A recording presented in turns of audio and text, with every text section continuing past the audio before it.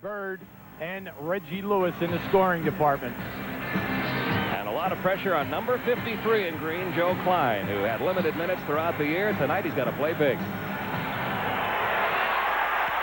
And it'll be Detroit with a chance to score first. Joe Dumars has had a terrific series, particularly in games 4 and 5, and he is playing hurt. He's got tendonitis in both knees. Vinnie Johnson got kicked in the right shin, the left shin rather, in practice yesterday.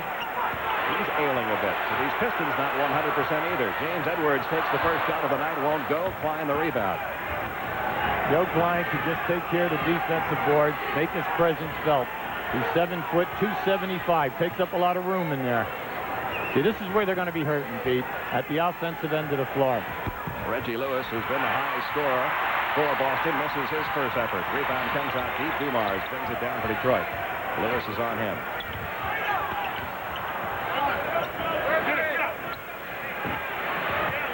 In game 4, it was James Edwards having a big first quarter. In game 5, it was Vinnie Johnson. And Bill Laimbeer gets a trip to the line to try to get the first points of the night. Now, Detroit will always open up the game and go down inside on you for the first few possessions because they want to see what your game plan is defensively. They are testing you out. Now, this mismatch of Gamble playing Laimbeer is being exploited early tonight.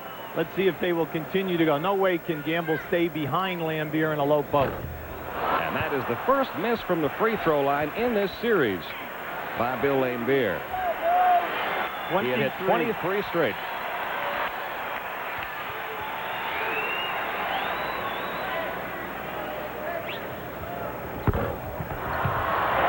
First point of the night goes to Detroit. Celtics could really use a big game from the guy with the ball right now. Brian Shaw has been kind of quiet throughout this series. He takes it right to the hole, wouldn't go. They're going to call offensive interference. That was a good call.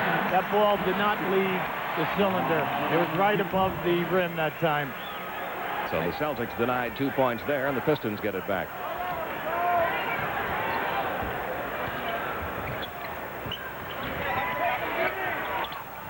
There's the shot by Laimbeer. That was the same shot he hit over Larry Bird. Now you can see early they're going to allow Laimbeer some leeway here to be included in the offense early. Larry Bird going to the hole. That one comes up short. Laimbeer the rebound. A 3-on-2 break. Dennis Rodman. And the Pistons have jumped off to a 5-0 lead. Chris Ford wants a 20-second timeout.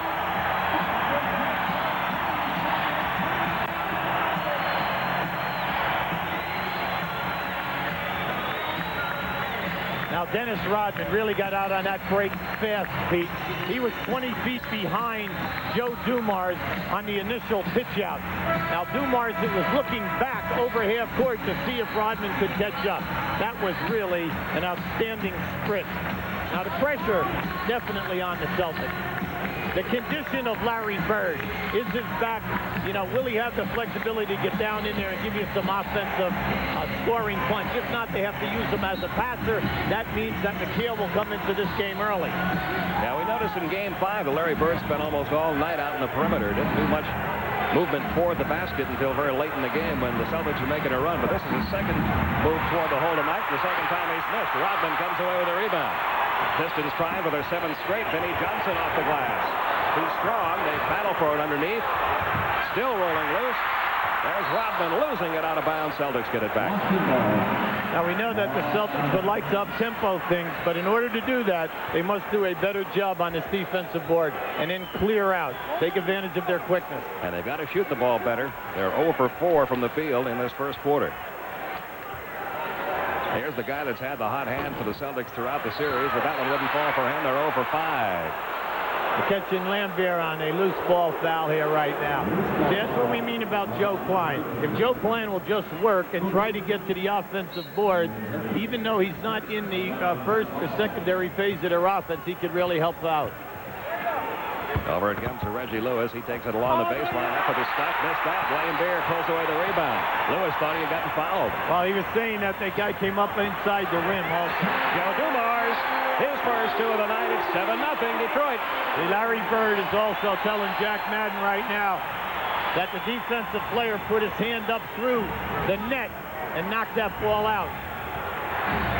Brian Shaw from outside. And there are the first Boston points of the night. It took them 7 field goal attempts to hit their first one. It's 7-2 Detroit. Yeah, but in the early going, they've had a dunk and they've had 2 drives. So the shots have been high percentage shots. Kenny Johnson left unguarded. Not a good idea the way he's been shooting the ball the last couple of games. His first 2. It's 9-2 Pistons. Shaw's jumper, no. Lewis got the offensive rebound, lost it. Who does it belong to? Still belongs to Boston. Now in Game 5, Boston really shocked people by getting 18 offensive rebounds, and they're going to need another night like that. Nice play. And Larry Bird has his first 2 of the night. Detroit fell asleep right there. They were looking for a switch. There was a back screen on Larry Bird's man on the opposite side of the lane that time.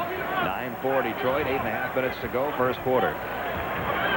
Pistons leading at 3 games to 2. The winner takes on Chicago in the Eastern Conference Finals. Now that time, the Pistons were swinging the ball to the other side of the lane, and they were setting a back pick on Rodman's man. They were going to shuffle cut Rodman across the lane. Joe Klein just caught him with a vicious shot. Second team foul. Rodman inbounds to Dumars. Kenny Johnson draws the double team, loses the ball. Bird picks it up. Off to Brian Shaw. Shaw will stop and put in the short jumper. He is being much more offensive-minded tonight, isn't he? Yes, he is. Well, they know that they have to have that third threat out there right now. See, by crossing over, he forced the defensive man to step back. That opened up the distance for him to get the shot. 9-6 Detroit. Dumars working one-on-one against Shaw. Buzzes right by him. Nice move by Dumars. The ball does fall for him. He has 4 points. It's 11-6. Terrific first step by Dumars when he decided to explode. They've got Bird against Lane Beer down low. His jumper wouldn't go. Larry's been a little cold with that shot. Klein gets it back again, and got fouled this time. They're going to call a goaltend. No foul. Now goaltending instead. Give the basket to Joe Klein. Yeah, now Joe's working hard, but he can't throw up that soft stuff. Chuck Daly said, where you going with a goaltend? I thought that both of the shots were caught on the way up. Joe must go for that dunk. He cannot throw up. He's working hard, but when you get the rebound, you've got to go strong. Here's Edwards coming across the lane. Wouldn't go for him. Rodman had a hand on it. We got a loose ball foul underneath. This is going to be against Klein. Big decision. Joe has been very active here. Now, Chris can say here right now, I'm going to stay with Joe because I want to keep McHale in his normal rotation. I'll stay with Joe because he's playing big at both ends, even though he has 2 fouls. Detroit leading at 11-8, 7:15 remaining, first quarter. Dumars drawing the double team over to Benny Johnson. Benny couldn't hold on and gets it back now. Plenty of time, 10 seconds. Dumars from out in 3-point land. He drills it. He has been hitting those 3-pointers throughout this series. Now has 7 points.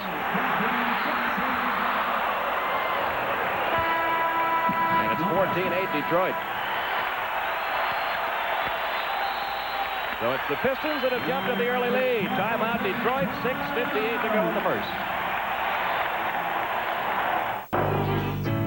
Come on, man. Remember, we're MVPs. When we wear the NBA uniform, we feel like a star from head to toe. So let's get it together.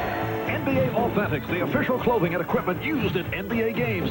Yes, NBA Authentics, the real stuff. For a gift catalog, send $1 to this address. The game's finest players, the tour's richest official purse. The LPGA comes to TBS. Exclusive live third-round coverage of the Cinto Classic begins at 3 Eastern, Saturday on TBS. From the Spielberg of the 40s comes a film that dazzles with magical effects. TNT invites you into Alexander Korda's greatest fantasy, Thief of Baghdad. Sunday on TNT. It's a 14-8 Detroit lead, 6:58 remaining in the first quarter, and Joe Dumars, the early star, Hubie. Well, just watch this quick move on this crossover step. There it is right there now. He has the presence to come underneath the rim because that would have knocked the defensive player off. At the other end of the floor, he gets a 3-point opportunity because Shaw is back in here. If you run at Dumars and leave your feet, Joe will break the defense down and get inside. He's off to a terrific start right now. We can see the 3 for 3, but appreciate over on the side. He's 11 for 26 in the playoffs right now for 3-point shooting. Excellent job. And in the game tonight, 3 out of 3 from the field, 7 points. He also has 2 assists. Boston shooting only 31% early, 4-13 from the field. Shaw lost that one off the glass. There's a basket that he thought he had. Rodman's presence may have made him change his mind about the shot. I'd say that's a tough shot, B. I mean, you can't turn your back to the basket and expect to knock it in from with the speed that he was going.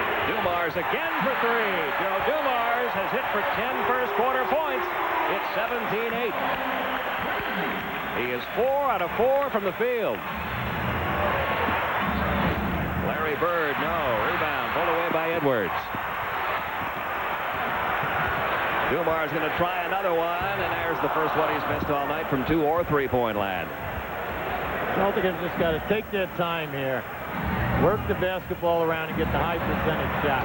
Joe Klein from on the top of the circle, no. Rodman, another rebound.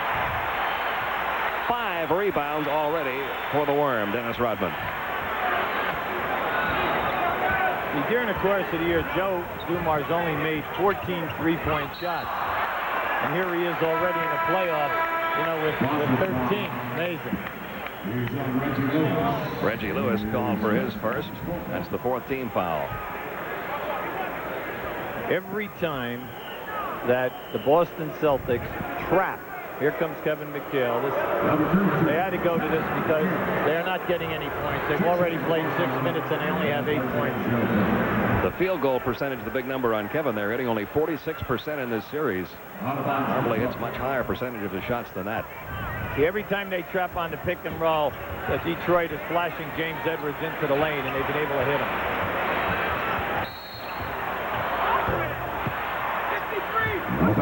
Tough call. I'll tell you, Pete, what they're doing here right now on these pick and rolls, they're called that foul on James Edwards on the roll, and they are cleaning up the pick and roll. They are not going to allow any unnecessary contact or holding people. Lewis in the paint over Vinnie Johnson. He has not been able to get that jumper of his to fall tonight. He's 0 for 4 from the field. Well, Vinnie's doing a very good job in extending him on the shot. I'll tell you what, Dumars is putting on some kind of show tonight. 12 points for Joe Dumars. From the top of the circle, O'Brien's going to have to force him to his left. He cannot continue to let him drive to his right. In the middle of the floor. 19-8 now, Detroit. Larry Bird against Lane Beer, and a whistle from Jack Madden. The foul's going to be called on Bill Lane Beer. Now you got to see Dumars from the top of the circle. See, he has that he hesitates with that dribble. Some guys call it a stutter dribble. He doesn't exactly put it on the floor 3 or 4 times. He'll give it a high dribble, and then he'll explode right off the bounce. Dee Brown is checked into the Celtic lineup. He'll take the jumper behind the Larry Bird screen. That one wouldn't go. Boston having a terrible time shooting the ball in this first quarter. All the open jump shots, and they've had a number of them, are all short. They're off the front of the rim. An 11-point Piston lead. This time it's Lane Beer with the assist from Dumars if it goes, but it doesn't. Rebound pulled away by Reggie Lewis. Gets into the paint again. John Sally's big arms flying in front of him didn't change the shot at all. Reggie Lewis finally hits his first field goal in 5 efforts. When Reggie Lewis and Larry Bird can run a little streak, it will give the rest of the guys more confidence. The younger players will calm down and get in the flow. A little over 4 minutes to go. It's 19-10. It's 21-10. Pistons up now by 11. 4 points for Vinnie Johnson. Dumars and Vinnie are an extension of Game 5. They haven't cooled off at all, have they? Rodman called for the foul. Well, in Game 5, the 2 of them shot 20 for 36.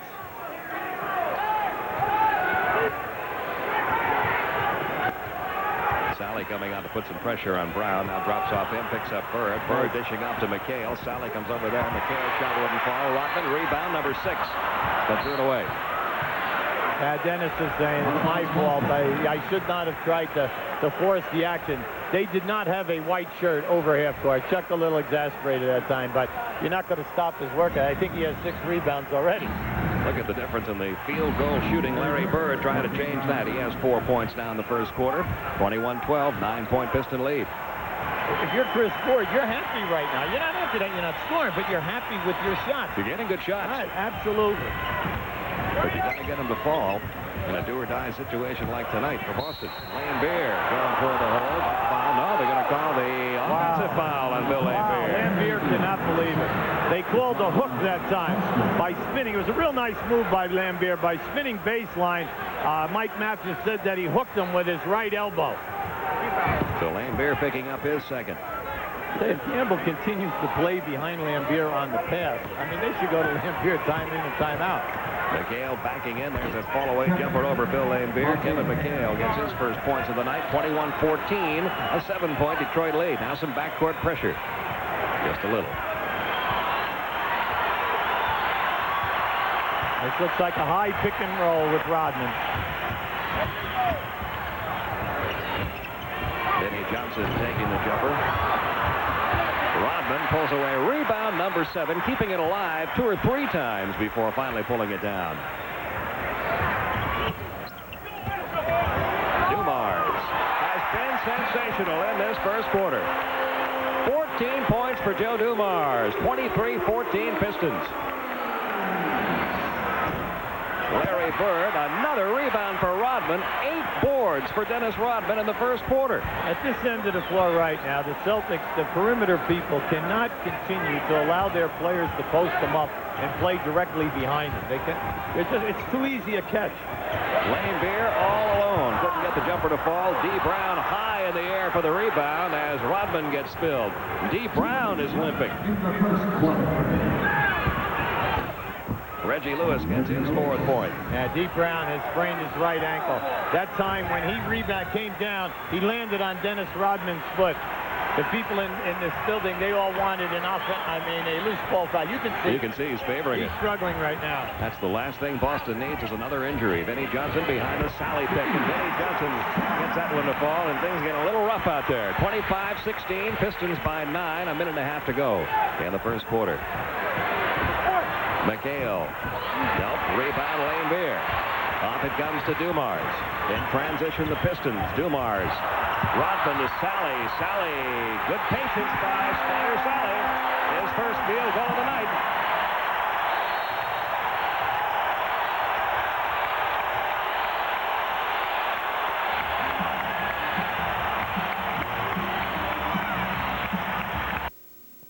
Welcome to the magical world of inter-island helicopters. The Garden Isle, long considered the island that time forgot. Majestic beauty, forgotten valleys, endless beaches. In one word, paradise. Located in Hanapepe, Inter-Island Helicopters is just minutes from Kauai's most pristine areas.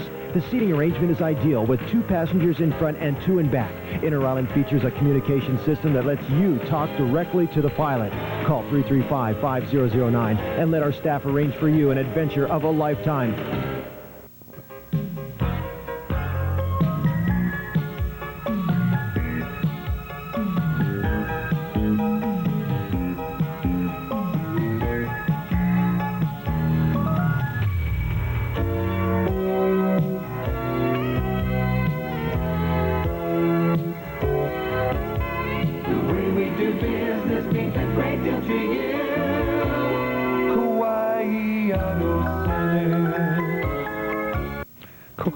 Resort proudly welcomes you to Lagoon Dining Room and Lagoon Terrace Lounge. The dining room, located convenient to public parking, opens for breakfast every morning at 6:30. Lunch starts at 11 Monday through Saturday. Watch the sun pour through Kauai's most historical coconut grove and feast on an unparalleled luncheon buffet. On Sunday, enjoy our fabulous champagne brunch. In the evening, the excitement begins. Torch lighting, the drum beats, the conch shell blows. One by one, the torches are lit. Time to enjoy Lagoon Dining Room's Polynesian Review with Larry Rivera. For dinner, choose from an a la carte menu. Or, if you prefer, try our splendid Royal Torch Lighting Buffet. After dinner, right next door, the excitement of Lagoon Terrace Lounge. Music, dancing, great entertainment, island cocktails, all the fun. What a package. Lagoon Dining Room, Lagoon Terrace Lounge, 38 years of the finest Hawaiian tradition. Great things continue to happen at Coco Palms. Going to win the NBA championship this year. Closing into the 1-minute mark, 27-16. Now that Lambert's out of there, Rodman's on Bird. And Reggie Lewis, who has scored 20 or more points in every game, including 30 in Game 5, now has 6, and he's in his last 3. He may be getting on a roll, 27-18. They need Reggie to get going, especially off the dribble, to break Detroit down. They have McHale in there for the low post threat, and then that will allow Bird to roam in the outside. You can see, once again, Bird very, very stiff, and he's playing straight up.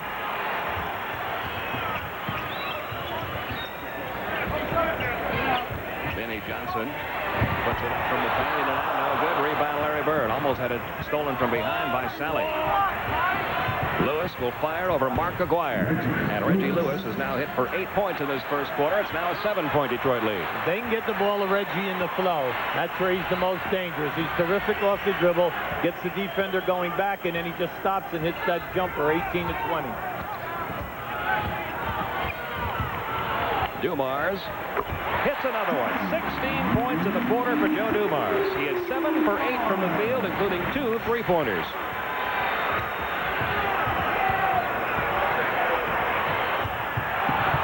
The great quickness of D. Brown on display. Count the basket, and there's a foul under there. Now, this is what they need from D, and it's a shame. You're going to see he'll come out of here limping. And it's tough. See, their best set with this group in is for Larry Bird to be out on the right wing, Kevin McHale in on the post, and they just ran that play. Because when Bird wants to go into McHale, that opens up D. Brown in the painted area at right around that 15-foot line. But he needs the explosiveness to be able to get to the basket. Kevin McHale makes it 29-23. Celtics back to within 6. You see the time left. Dumars, who has done everything else right in this quarter, couldn't get that one to go as the horn sounds. Nice defensive play by Eddie Pinckney. He definitely deflected that ball, and he is coming off an outstanding game off the bench in Game 5. But it's Detroit's lead at the end of 1 after a 16-point quarter from Joe Dumars. Maybe the reason more people switch to Glidden than any other paint in the last 5 years is because we've got the color they're looking for. My brown eyes blue. Glidden, a better way to paint. And now at Builder Square, we'll computer match any color you bring in at no charge with the Glidden Qualicolor system. Get your custom colors in a wide range of products and prices to meet any budget. Only at Builder Square. Coming soon on the Adventure Channel.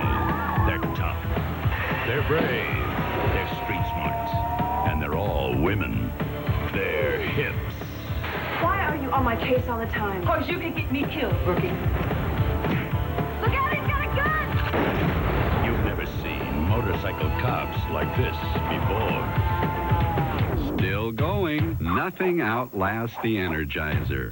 They keep going and going. New York, London, Cairo, Hong Kong, Bangkok, Rio. Once again, the world is open for business. From business travelers to vacation travelers, from your family to royal families, nobody takes better care of you than ITT Sheraton, the natural choice.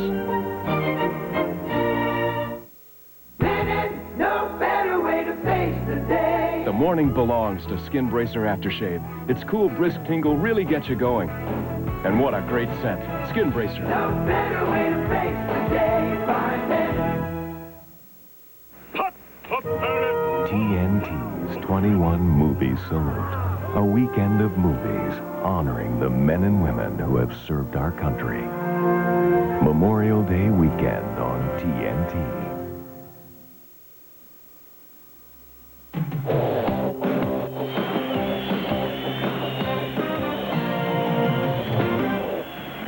We return to the Palace of Auburn Hills, Game 6 of the Eastern Conference Semifinals. The Detroit Pistons leading it 29-23 in a game that Boston is playing a do-or-die situation and having to do it without that man, Robert Parrish. We saw him. He'll be at the hotel walking toward the team bus tonight, and he was favoring that ankle so much. We thought even back then that he wasn't going to be able to play. No official word came until he got here. And Isaiah Thomas checks in for the first time tonight. Now, in Game 5, Isaiah played 15 minutes, and he really did a great job as a point guard. He came in with 6 assists during that short period of time. It's Sally on McHale. Kevin McHale now has 5. In this Boston offense, we must see D. Brown attack Isaiah Thomas just like he did in Game 5. Try to break him down off the dribble. McGuire working against Pinckney. We're going to get a foul call against Pinckney. That's his first. Well, McGuire has been working extremely hard. He becomes the focus on the low post area now that James Edwards is out of the game. In that rebounding category, Dennis Rodman had 8 of the 16 rebounds. Mark McGuire, who's been shooting the ball exceptionally well from outside. 52% for this series. Hits his first field goal. It's 31-25. Pistons by 6 now. McGuire, the only guy shooting over 50% for Detroit. That's a travel call against D. Brown. He'll complain some to Mike Mathis about it. Well, he gets himself in trouble because he'll go down in the lane and he turns his back on the basket. And that's where they always seem to get him for the travel. Here's Aguirre with Pinckney. Brown comes over to help out. Little two-man game now with Aguirre and Isaiah Thomas. See, this is smart. D. Brown should get back in and help out as much as possible. Force Isaiah to hit the outside shot. Isaiah's going to take it from out in three-point line. Comes up a little short. Rebound. Offensive board for Joe Dumars. Isaiah's going to try it again. Missed it again. And as Rodman and Bird battle for the rebound, let it be called for a while. Well, Bird had inside position that time. See, Chris Ford makes a good point. Larry can put his body on Rodman, but he cannot elevate. There is no way that he can get up with the back the way in the condition that it's in right now. Now that is the Detroit Pistons' 5th offensive rebound. This is a good fight right here. Pinckney pushing Aguirre out. So it comes back to Dumars. 10 seconds on the shot clock. Dumars taking it over Kevin Gamble. That was a 2-point effort. No. Offensive board. John Sally. He was fouling away. And this time he'll go to the line. Yeah, see, he thinks he's split open. See, that's why he jumped up so quickly. It knocked his glasses off. Bird definitely gave a good hard foul because you know that Sally is a very poor shooter. They're going to call the flagrant foul. Now just keep an eye on this. Now watch Bird. Now, they called a deliberate foul because you are behind the player going for the layup, and they're saying that you could hurt him in this situation, so you get a 2-shot foul as well as the ball on the side. Now, in Sally's case, Sally draws a lot of fouls, and he only plays 23 minutes a game in the playoffs, but he's getting to the line 5 times a game. He's already missed 10. And he just missed another one.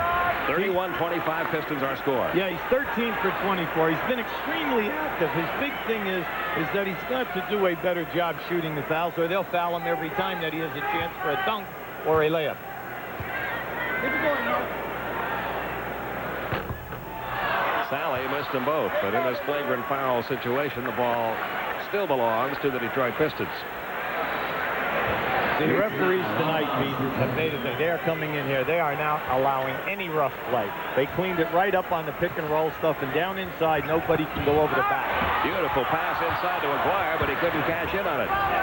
D. Brown breaks the other way. 31-25 Detroit. Celtics trying to pull back to within 4. They should go right down in here now. The Dumars is on McHale. Aguirre coming over to help out in the double team. Comes over to Lewis. There's a double team on him. Down to 5 seconds left on the shot clock. Blocked by Sally. Ball loose. D. Brown had it. Tied up by Rodman. Now, Jack Madden had a 24-second call. Now, because he is saying there was no possession. That was the first call by the official on the wing. All right, Matt Mathis comes out from underneath. And let's see what they have here now. You're going to see the move by McHale down in here. Sally comes across for the shot block. All right, now you had the shot block. All right, now they're calling a jump ball situation between the 2 guys who are on the floor. So it'll be Pinckney and Sally at center court. They've got a problem here in the Palace with someone blowing a whistle in the seats. And they've made a couple of announcements trying to get that individual to stop. Well, you know, if it continues, the referees can, you know, they could hit. They can start calling technical fouls. That's right. Call a technical foul, and that's the only way to embarrass this person, because they've already announced it once, and they continue to blow the whistle. Sound like a whistle. Don't do that. Thank you. That's about the third announcement that has been made here in the Palace, trying to get that fan or fans, whoever they are, to put away the whistles. And of course, that does begin to encourage some others in the crowd now to start whistling. Well, I think Mike Mathis just told Chuck Daly, so it'll be interesting if they'll make the announcement that it will cost them a technical foul. I don't know if they will. But they have the power to do that. Now they're calling for security to come over. And Mike Mathis is going to tell them to go in search of a whistle. Better make that 3-second call, and this isn't an issue.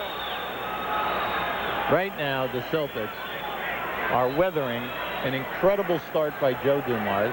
The fact that they only shot 39% for the quarter. The fact that Detroit has 6 offensive rebounds, and they are only down 6 points. You know, I mean, they're right in this thing. Controlled by Detroit. Isaiah Thomas will walk the ball across the line. 31-25. Pistons up by 6. 9:45 to go, first half. All right, staggered screens on the baseline for Dumars. Sally up over McHale. No rebound pulled away by Eddie Pinckney. Off to D. Brown. With this group, this is a quick group now. If they get it up the floor, they'll test Detroit's transition defense. Dumars sticking like glue on Reggie Lewis. His shot wouldn't go. McHale keeping it alive, still keeping it alive. He and Rodman dueling for it. And McHale has earned himself a trip to the foul line. John Sally picking up his first. Eddie Pinckney, terrific. He kept that alive twice.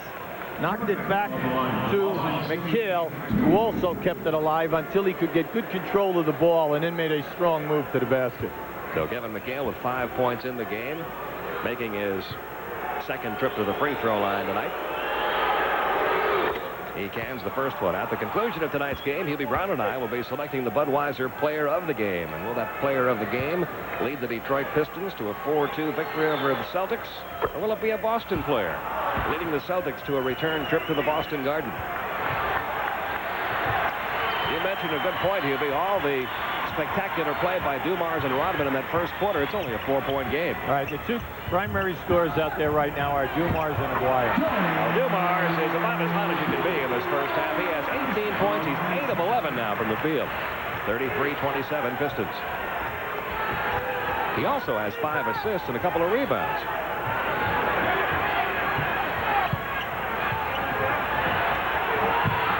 Sally right on McHale. He tried to get it underneath to Lewis. He does, but the shot won't go. Boy, those white shirts were all around the ball that time, weren't they? Yeah, good call. Over the back that time. See, they are not allowing anyone to come over the back. It'll be interesting to see if they can keep consistent all the way, and especially if the game is close in the last 6 minutes. Pinckney's second foul, the 4th team foul. And Detroit gets it back with 8:40 remaining, first half. See, everything is down on the baseline for Dumars and Aguirre.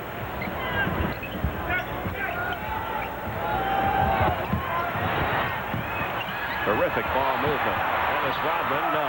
Rebound is out of bounds. Off Detroit.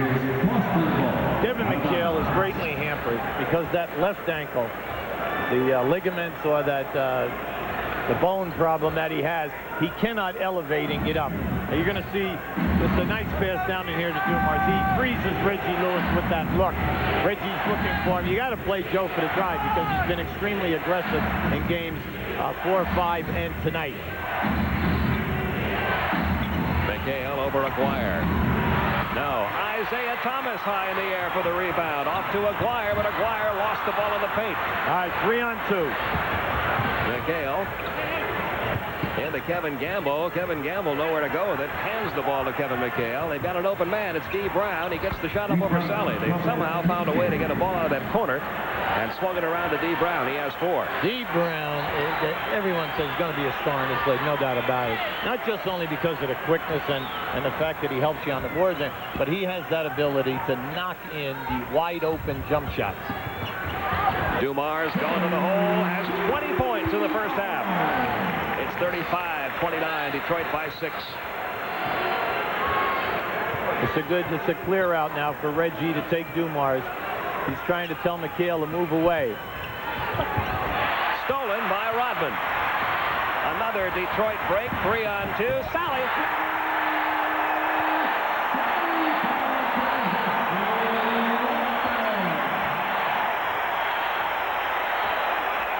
(37-29), Detroit by 8. Great pass that time by Dennis Rodman. Perfect, right to the front of the rim. Timeout, Boston.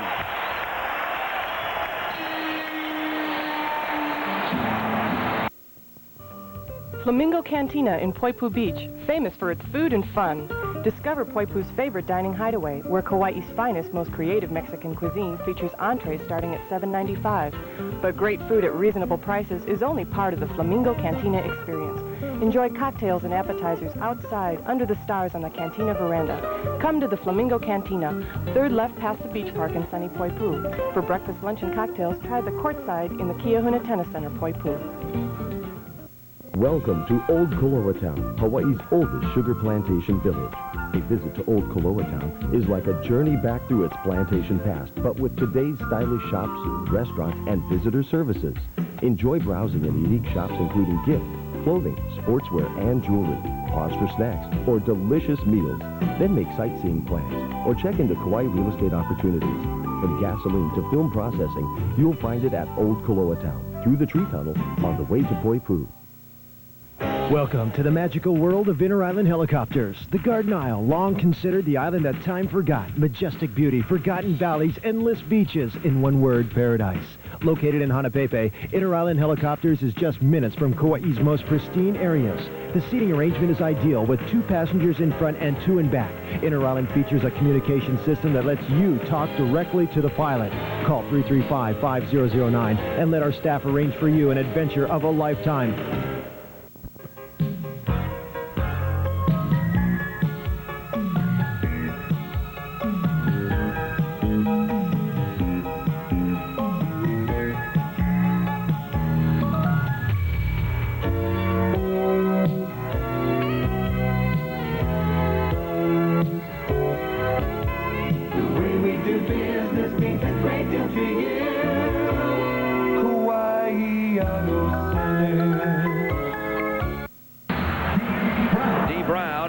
Points. See, anytime they show pick and roll, Isaiah must favor the middle of the floor. Dee Brown just blew right by the big man to the baseline. They can do that almost every time down the floor. Detroit by 6, 37-31. Larry Bird getting ready to check back in. This is good. They're trying to get Aguirre going here right now. He's had huge shots. Another three-pointer for Joe Dumars. 23 points in the half for Dumars. 3 three-pointers. Detroit by 9.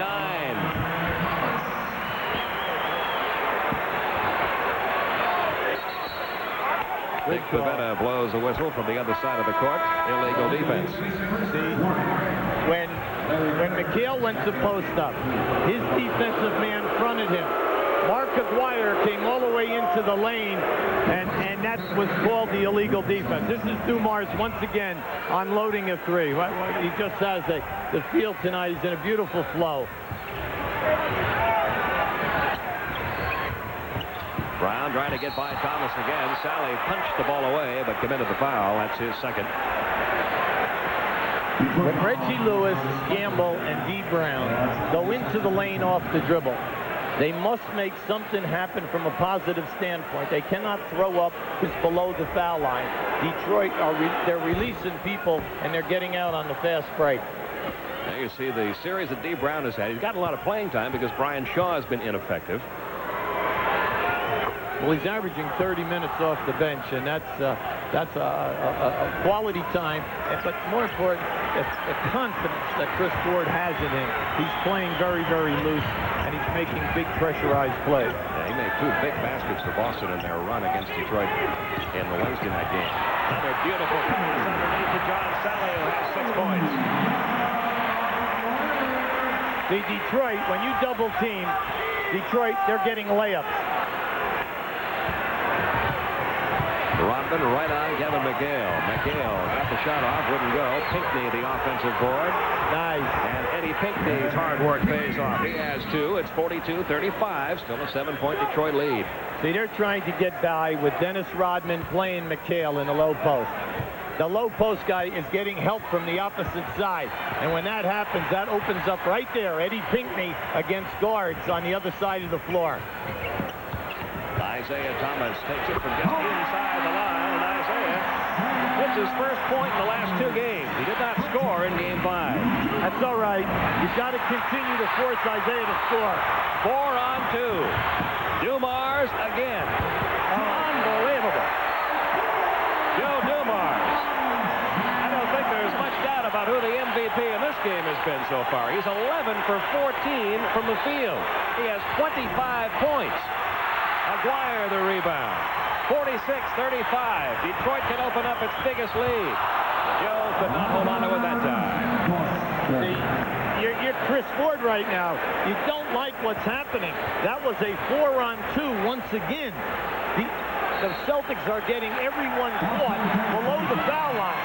And all Detroit has to do is rebound the ball and pick it out.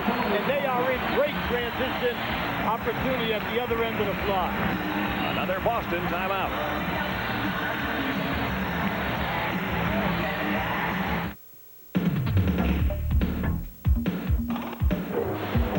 At GMC Truck, we make fuel economy a priority before a single truck is built. And our 1991 Sierra proves it. With 4-wheel drive, get 16 city and 19 highway. And with 2-wheel drive models, get an amazing 17 city and 22 highway. GMC Truck. It's not just a truck anymore. It's quality on the road. This Memorial Day, find a Budman inside packages of Budweiser, Bud Light, and Bud Dry Draft. Budman! You're getting warmer. You could win a volleyball. You could win one of thousands of prizes. How about a Sea Ray sport boat? How about a small Caribbean island? Hey, that's not one of the prizes. He's lying. He's lying. See you guys. Nothing beats a Bud. Man.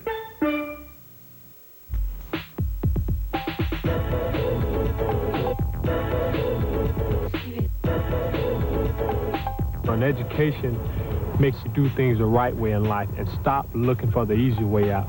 When you drop out of school, you're letting everybody that really loves you for you, you're letting all of them down. Now, do you want to be a quitter or do you want to be a winner? I want to be a winner. Stay in school. It's your best move. A message furnished by Ronald McDonald Children's Charities, the NBA, and its players. The Detroit Pistons have matched their biggest lead of the night, 46-35 over the Boston Celtics. You see the time left in the second quarter. Take a look at tonight's GMC Truck playoff summary. It's the Chicago Bulls awaiting the winner of this series. They'll be in their 3rd straight conference finals, and they have not lost a playoff game at home in the last 2 years, and of course the Bulls do have home court advantage in the finals this year. And there's the West, Hubie. The Blazers, great team at home. The Lakers in their 9th conference final in 10 years. Blazers won the season series. What about that series? Well, you have to like it. It's a toss-up. Portland's playing great basketball. One of the best home court records, 36-5 during the course of the year. But it will be the inside play.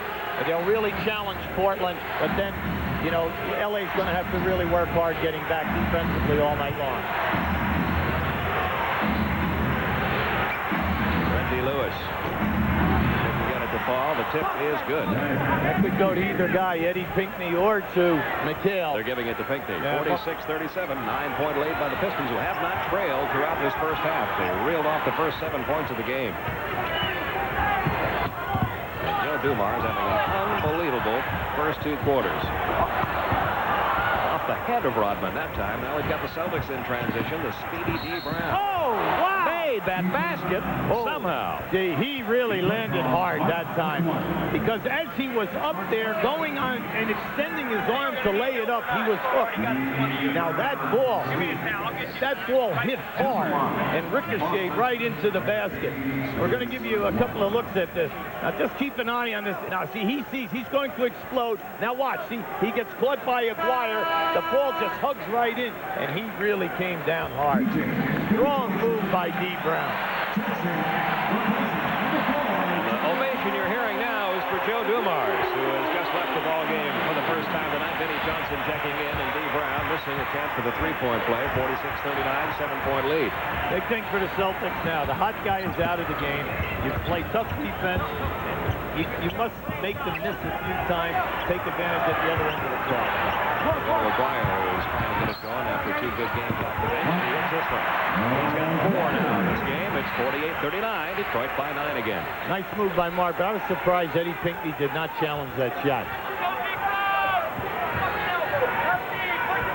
Comes down low to McHale. There's that active fadeaway shot over John Sally. Kevin McHale. See, McHale is moving quickly to get the shot off, going away from Sally. Sally's waiting for his second move, and he's caught him twice now with the early shot. McGuire draws the double team, but the Pistons, as they've done so well in the last 3 games, 2 quick passes to an open man, Isaiah Thomas this time. You can't expect Dee Brown to leave Isaiah on one side, double team on the other, and then get back to Isaiah. Pistons have done a great job against that all this series. 50-41. McHale leaning in on Sally. Going to the hole, got the basket to fall, and he'll go to the free throw line besides. Kevin, very patient down in there. When he wants to go to the basket, he'll exhaust all of the cutters. Then he'll look at the double team.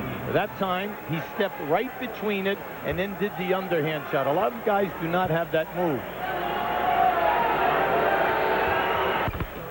McHale converting the three-point play. He has 11 points now. Remember what we said. Joe Dumars on fire. Celtics struggling. They're only down 6. They have managed to hang around all night. McGuire over Pinckney and McHale. Nope, rebound, still rolling loose. And there's John Sally with it. See, they're the ones you must get. You're forced to miss. 3 different Celtics had a hand on that one. Kevin McHale's going to be called for this foul. This will be his first. See, that was very costly that time because 3 Celtics had an opportunity for that first rebound. Coming up at halftime, our Prudential halftime report. Ernie Johnson's in our Atlanta studios. Phoenix head coach Cotton Fitzsimmons joins him again tonight. Also, a West Conference Finals preview with Blazers head coach Rick Adelman, Lakers head coach Mike Dunleavy. That's all in the Prudential halftime report. Coming up in just a little while. 2:09 left to go in quarter number 2. Sally 0 for 2 from the line. And Hubie told you earlier he's been missing a lot of free throw attempts in this series. But he's made his presence felt every night. He's played 21 minutes and he's averaging 7 points a game and 4 rebounds, as well as 1.5 blocks a game. Never mind the ones he intimidates. During the regular season, he hit 73% from the line, so he has struggled, although he made those 2. 52-44. Pistons up by 8, closing in on the 2-minute mark here in quarter number 2. McHale over Sally. Kevin, who has not been shooting the ball well until this second quarter. But when he makes the quick move, he's catching John laying back. McHale has scored the last 7 Boston points. Now has 13 in the game. Still a 6-point Detroit lead. 52-46. McGuire all alone. Nope, rebound comes out deep. Dee Brown has it for Boston. They can get to within 4 now.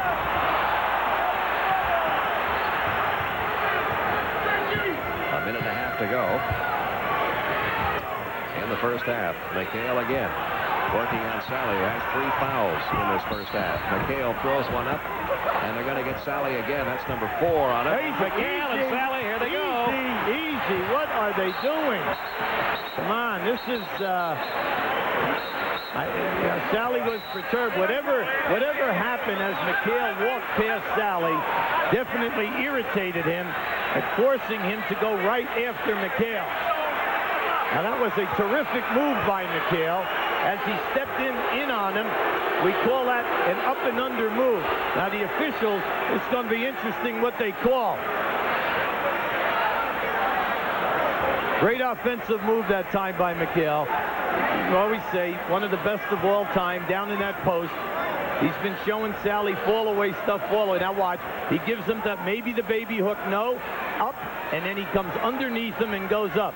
Now once he got fouled, see, he caught him. See, he took a poke at him. Definitely took a poke at him. Then he said, and then he pushed him. Okay, so he did 2 things. McHale hit him first with the left hand lightly, Then he said something to him. Then he pushed him as he walked past. That infuriated Sally. See, but in a game like this, you're John Sally. They need you in this ball game. They need you defensively. They're calling it double technical, one each on Sally and McHale. Scott Hastings is going to check into the Detroit lineup. They're going to try to cool John Sally off. Also, he's picked up his 4th personal foul. Now, Hastings came in game 5, did a very good job for them. Chuck Daly makes a good statement about Hastings. I trust him. He's a real professional. He knows his job. He will come in and not hurt us. He will not try to do things that are out of his range. The big minutes he gave Chuck Daly were in game 4. McHale, who has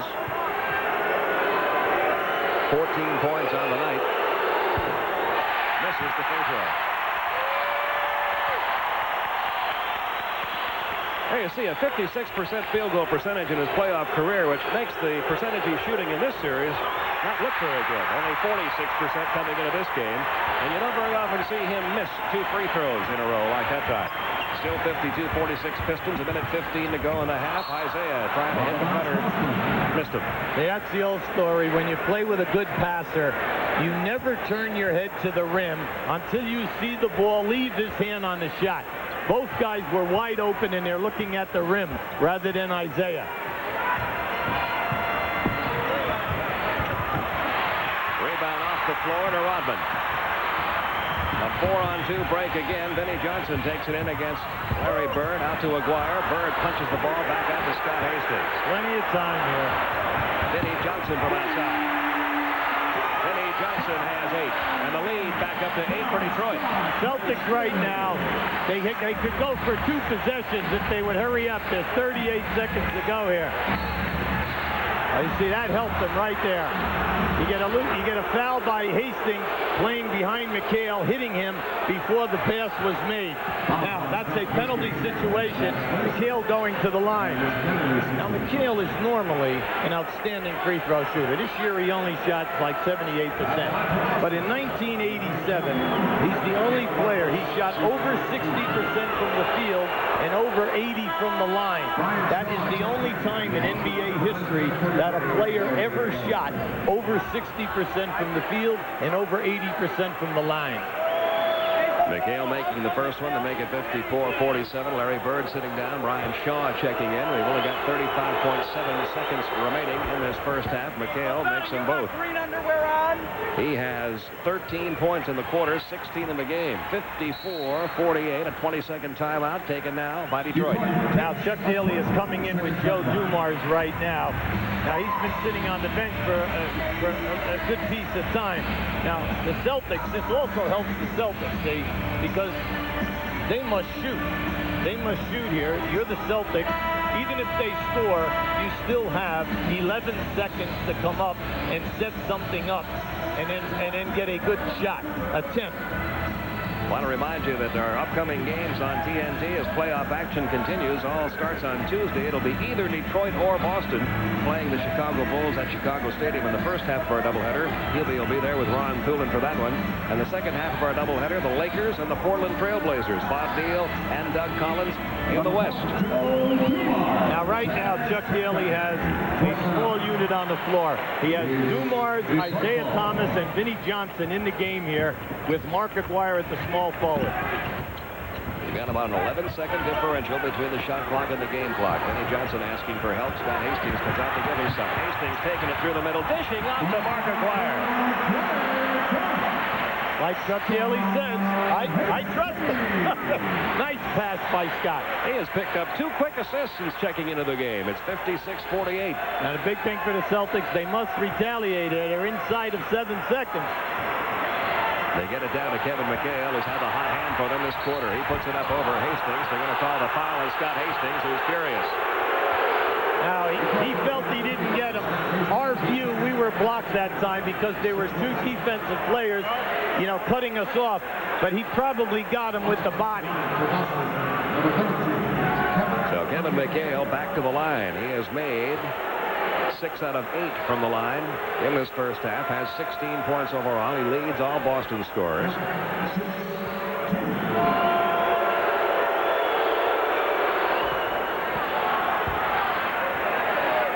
56-49. McHale, who's been averaging 18 points a game during this series, has a chance for his 18th in the first half tonight, and he gets them both. You're only down 6 feet. You weathered an incredible storm. Aguirre is going to launch one at the horn. It went off the clock. So quarter number 2 comes to an end, and as you said, he'll be, despite the spectacular first half by Joe Dumars, despite some great rebounding by Dennis Rodman, it's only a 6-point lead for the Detroit Pistons at halftime. The Prudential Report coming up next.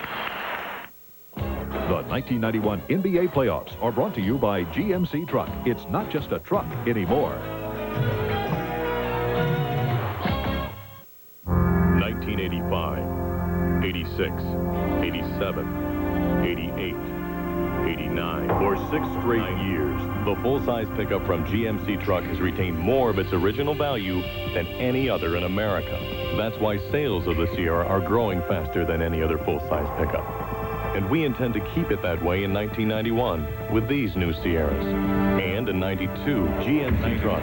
It's not just a truck anymore. It's quality on the road.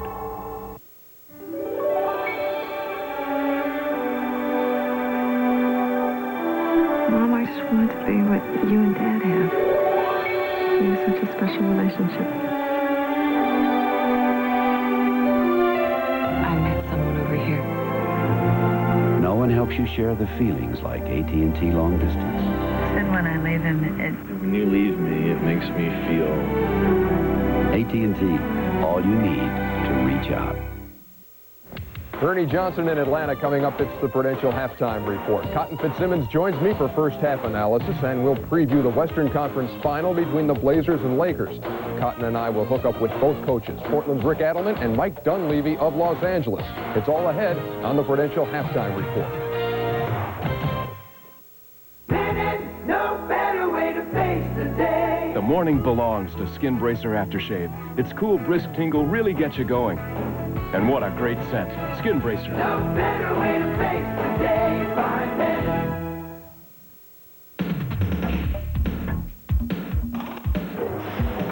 At GMC Truck, we make fuel economy a priority before a single truck is built. And our 1991 Sierra proves it. With 4-wheel drive, get 16 city and 19 22 highway. GMC Truck. It's not just a truck anymore. It's quality on the road. No matter how good you feel, you can still benefit from whole grain nutrition. But of these leading cereals, only Wheaties is made with 100% whole grain. So no matter what you're shooting for,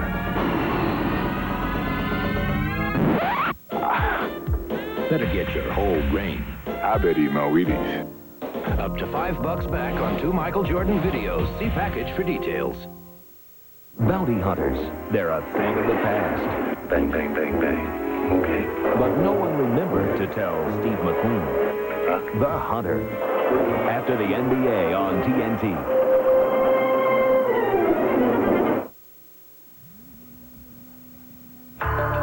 The Prudential Halftime Report is being brought to you by the companies of the Prudential. Come to the Prudential and build your future on the rock.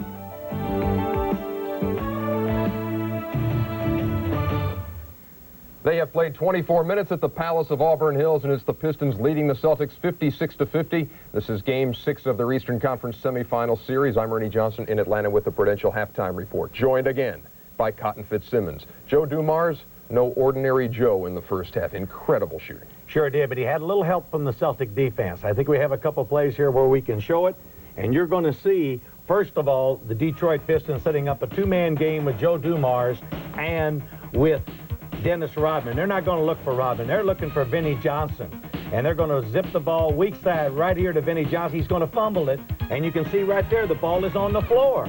But instead of Reggie Lewis picking the ball up, he should have dove on the floor to stop them from having a chance to score. It would have been at least a jump ball. Look here what happens.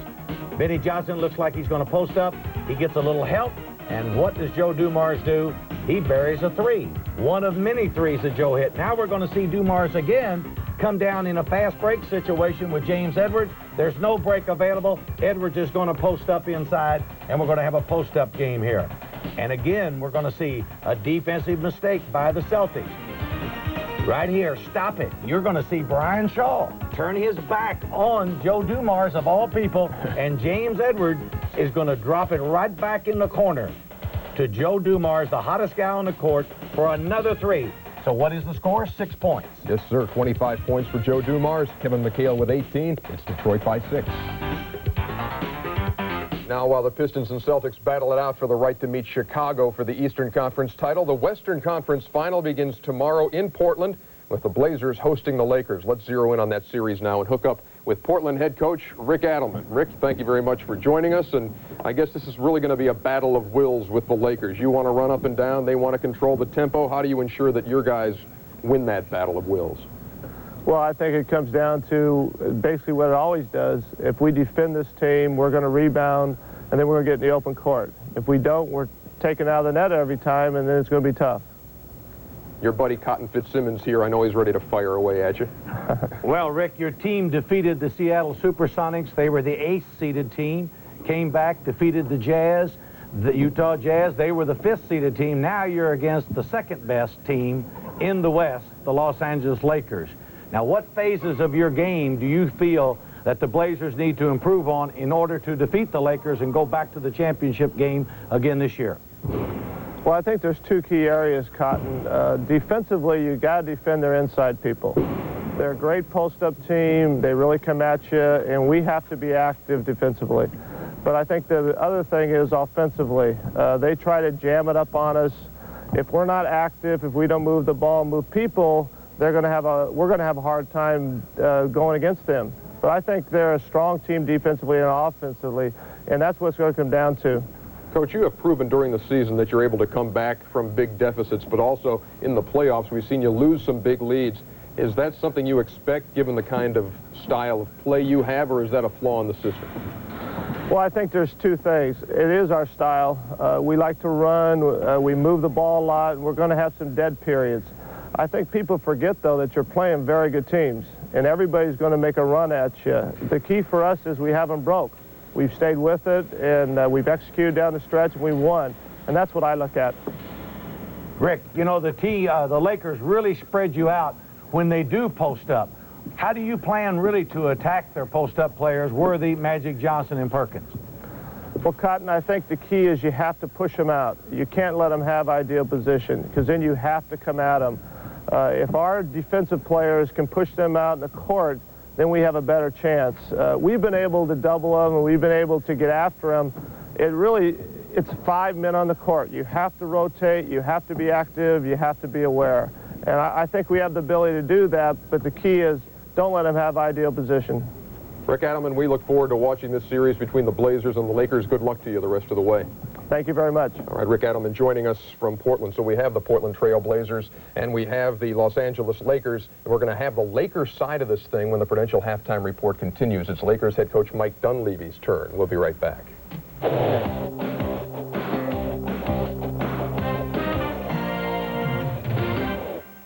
Okay, kids, I guess that wraps up logarithms. Moving right along now to the Pythagorean theorem. Simple, simple, simple. This states that the square of the hypotenuse is equal to the sum of the square of the opposite 2 sides, as in a squared plus b squared equals c squared. Got that? Great. Next, advanced calculus. At the Prudential, we believe some things can't be explained with a lot of fancy talk. So when it comes to homeowners insurance, let's go over your property coverage again. We won't let you get it until you've got it. Your piece of the rock. At the break, at the Palace, Pistons and Celtics in Game 6 of their Eastern Conference semifinal as the Prudential Halftime Report continues. Ernie Johnson along with Cotton Fitzsimmons. We want to continue our look at the Western Conference final now. We have spoken with Rick Adelman. Now let's get the Lakers side of this series from head coach Mike Dunleavy. Mike, thank you very much for joining us from Portland. And the question, I guess, is you prepare for Don Nelson last series. Is it easier preparing for this series because Nelly did so many weird things game to game? Well, in some of the ways, they're very similar, the things that you have to try and defend. First of all, Nelly's team really likes to get out and break, and you have different guys matched up with people offensively and defensively. So you have a lot of cross-matching and transition, and that prepared us for this series because we have to do the same thing. We'd like to try and keep them out of their fast break game and getting out of there from getting some dunks.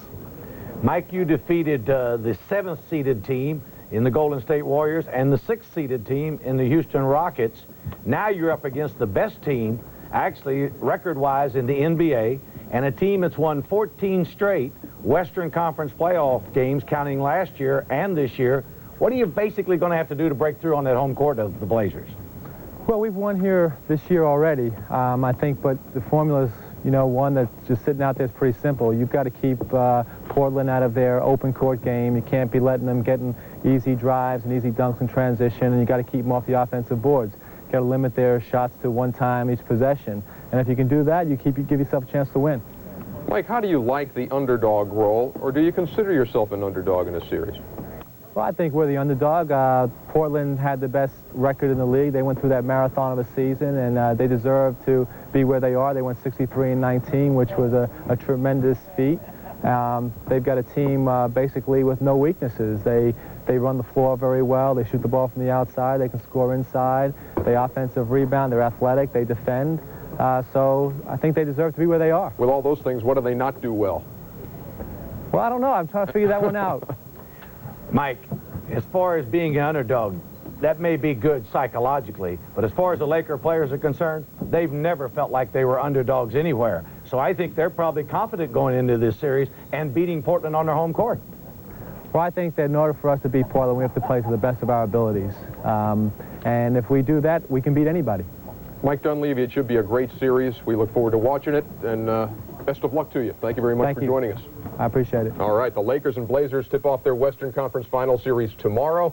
We'll have Game 2 of that series Tuesday night here on TNT as part of a doubleheader. We'll begin that night in Chicago, where the Bulls will host either the Pistons or Celtics, who go back to work at the Palace right after this.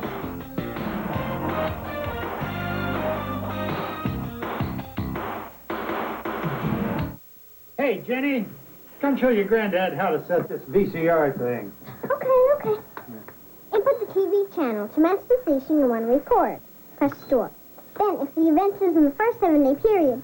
At the Prudential, we believe some things can't be explained with a lot of fancy talk.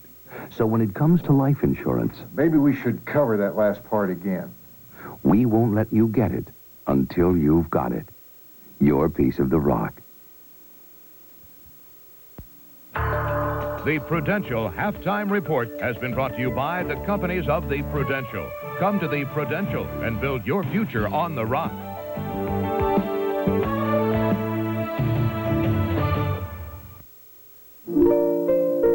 Now available for the first time, the complete recordings of Olga Montero and her magic harp. This full-volume set includes such classics as Eine kleine Nachtmusik, Amor ti Vieto, and Questa Oquela. She has been hailed as one of the world's greatest. Still going. Nothing outlasts the Energizer. They keep going and going and going and going.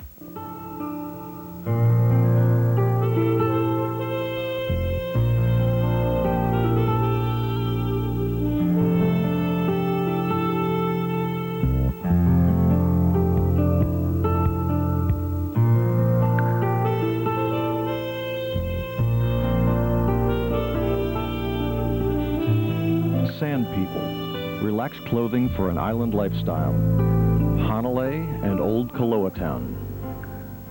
The Nepali Coast Cruise Line invites you to an adventure cruise aboard their luxurious 130-foot vessel, the Nepali Queen. The whales are here, and you can join one of our daily whale watch cruises, accompanied by a research scientist who can tell you all about these gentle giants. These 3-hour cruises depart Port Allen at 9 a.m. and include deli sandwiches and drinks. A portion of the proceeds of each ticket is donated to help save the whales. So call 335-5078 for your reservations. If your roof is over 10 years old, it could have problems. Call Greg's Roofing for a free re-roofing estimate. We've got the most reasonable prices on all types of re-roofing, like wood shake, hardy shake, wood roof, and composition shingle. Some roofs may look fine, but a closer inspection will let you know for sure. We'll also do our best to have a written proposal in your hand the same day we inspect your roof. So when you think of re-roofing your home, think of Greg's Roofing and give us a call at 822-3398. Mahalo. S&S Gifts and Stationery in Kapa'a has a great selection of gift accessories like Sesame Street, the Disney characters, wedding accessories, various ceramics, and children's novelties. S&S Gifts and Stationery also carries many office supplies and a wide variety of colorful stationery. Check out our extensive selection of baby gifts for that precious new arrival. S&S Gifts and Stationery, located next to Safeway at Kauai Village in Kapa'a. There's no doubt about it. They're getting killed on the boards. And right now, Larry Bird has played 18 minutes, has 1 rebound. Gamble, 17 minutes, no rebound. Joe Klein, in his little 6-minute stint, had 4. Now, as you look at this, the field goal shooting is down for Boston. Why? Because Reggie Lewis and Bird are 6 for 20. At the rebounding end, we just said that Dennis Rodman naturally leading them with 11. I mean, so valuable. And there's that backcourt again for Detroit. 37 points and 11 assists combined for Boston, 22 and 4. And look at the Boston bench, though. That's been the one thing that's really kept the Celtics in this one. Kevin McHale, Dee Brown, and Ed Pinckney. Oh, they are doing a terrific job. They're shooting a high percentage. Now, we want to show you some highlights. Now, Dumars is on fire. When a guy is knocking in nothing but, long jump shots or threes, you must go out and force him to put the ball down in his opposite hand. Now, tonight, Dumars Johnson naturally do it. You had Isaiah 2 for 2 in there, and you can see that their guards are shooting a high percentage, 17 for 26. We're going to show you a nice low post play by McHale. See, McHale is showing Sally everything. He's showing the turnarounds, etc. Now, keep an eye on Dee Brown here. Isaiah's going to make a pass over and then cut through to the opposite side of the floor. Now, when he does this, you're going to keep an eye on Dee Brown. Ball goes out to the wing. Dee Brown is coming down inside. Now, this is the patience of Detroit. Now, just watch what happens. Dee Brown now will come running, and you have your double team. Now, we're going to show you, you have the double team right here. Now, this pass is going to go out to the top and then all the way to the opposite side of the floor to Isaiah Thomas.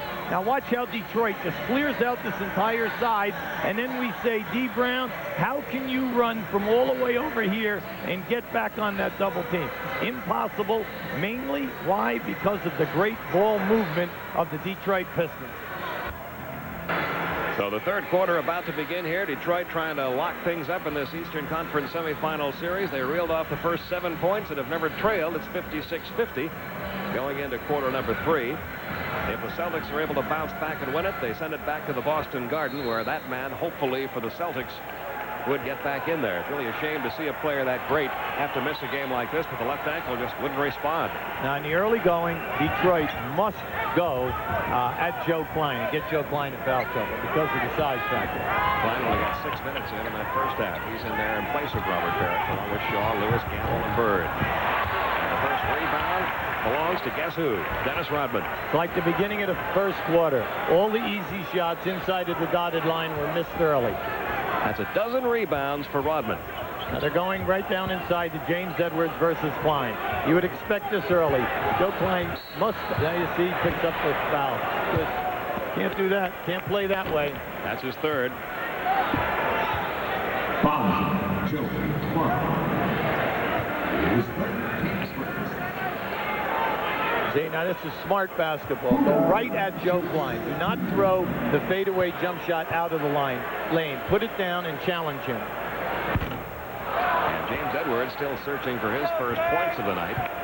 Now, James has not been an outstanding free throw shooter throughout his entire career. He hits one of the two to make it 57-50.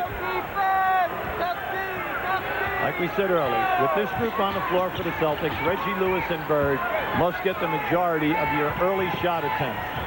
Reggie Lewis couldn't get that jumper to fall. Rebound kept alive again by Rodman. Lane Beer finally pulls it away, and Dumars walks the ball down for Detroit. Tough decision for Chris Ford. If you're going to stay with Gamble out there, he must become more involved, especially at the defensive rebounding area. Joe Klein called for another one underneath. That is 4 on him now. They run a baseline screen for James Edwards. Keep an eye on this now. See, this is a guard screen. So he puts his arms on. See, you can't do that. All he had to do was just stand there. Edwards is not allowed, to go down outside. He would be out of the play. He can't catch a pass out of bounds. Now you've got a technical call on Klein as well, who said something to the officials when we were showing it on a replay. Joe Dumars drills the free throw. He has 26 points. 35 is his career playoff high. His best playoff game this year, 32 points. He got that in game 5 of this series.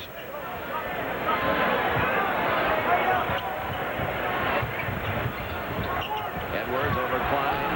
Wouldn't go for him this time. There's another offensive rebound. Lane Beer, the putback, and a chance for a three-point play. Now, that's exactly what we were just talking about. If he forces Chris to make the 2 substitutions right away.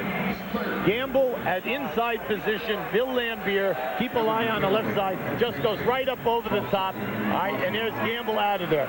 See, if you cannot have the luxury of Gamble in the game if he's not going to rebound for you.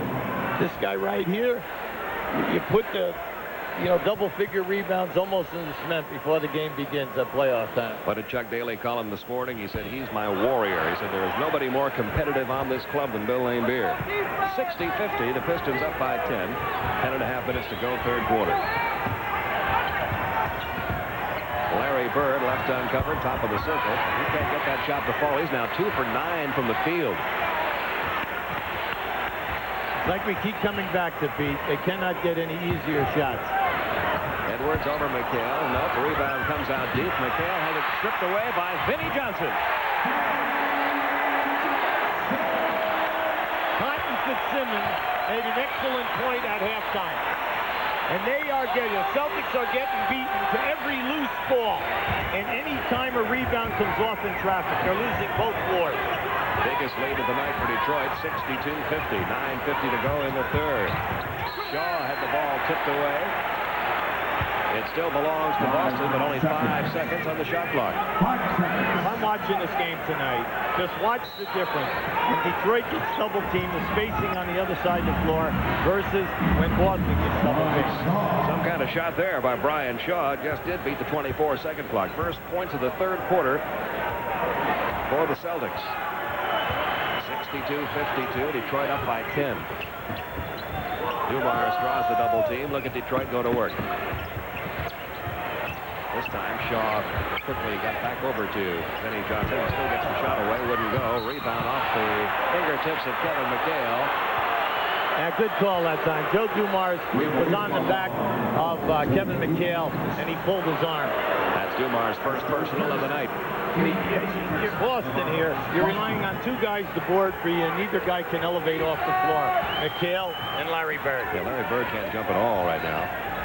That back is causing him to spend most of the night out on the perimeter. He's primarily a passer now.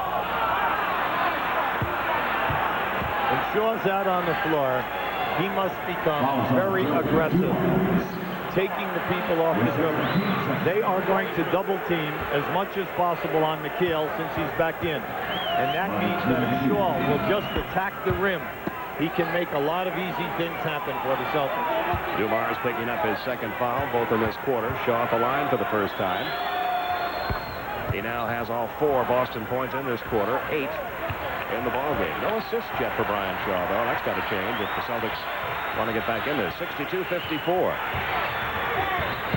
Detroit's doing a real good job out of their half-court offense. There's Dumars uncovered. Why, you ask? Why would you leave him out there? 28 points for Dumars. Well, you see, they're trying to help out on all the curl moves off the screens, but Detroit is making the extra pass. You can be selfish and force up some shots, but they are not doing that. Kevin McHale hits the jumper. He now has 20 points. It's back to an 8-point lead, 64-56. The Celtics have been hanging around. They're not letting the Pistons run away with it, that's for sure. They're double teaming Kevin McHale very early, forcing them to find 3 people. Vinnie Johnson gives it right back to James Edwards. And Edwards. I like what Chuck Daly said about Vinnie Johnson. Everyone just thinks he's a shooter. He is our best passer.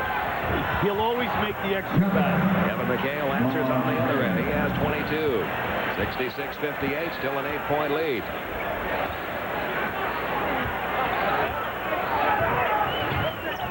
Celtics need some defensive stops.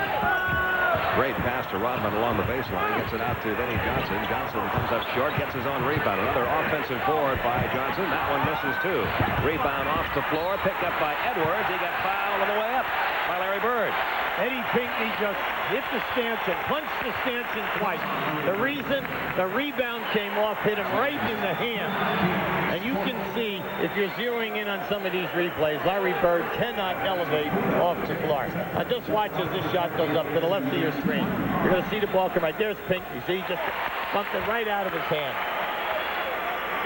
It's really cost him tonight. So Bird called for his third. Edwards sinks them both. He has 5 in the quarter and in the game. And the lead back up to 10, 68-58. It's Joe Dumars' incredible run, plus all of the garbage points that Detroit's getting.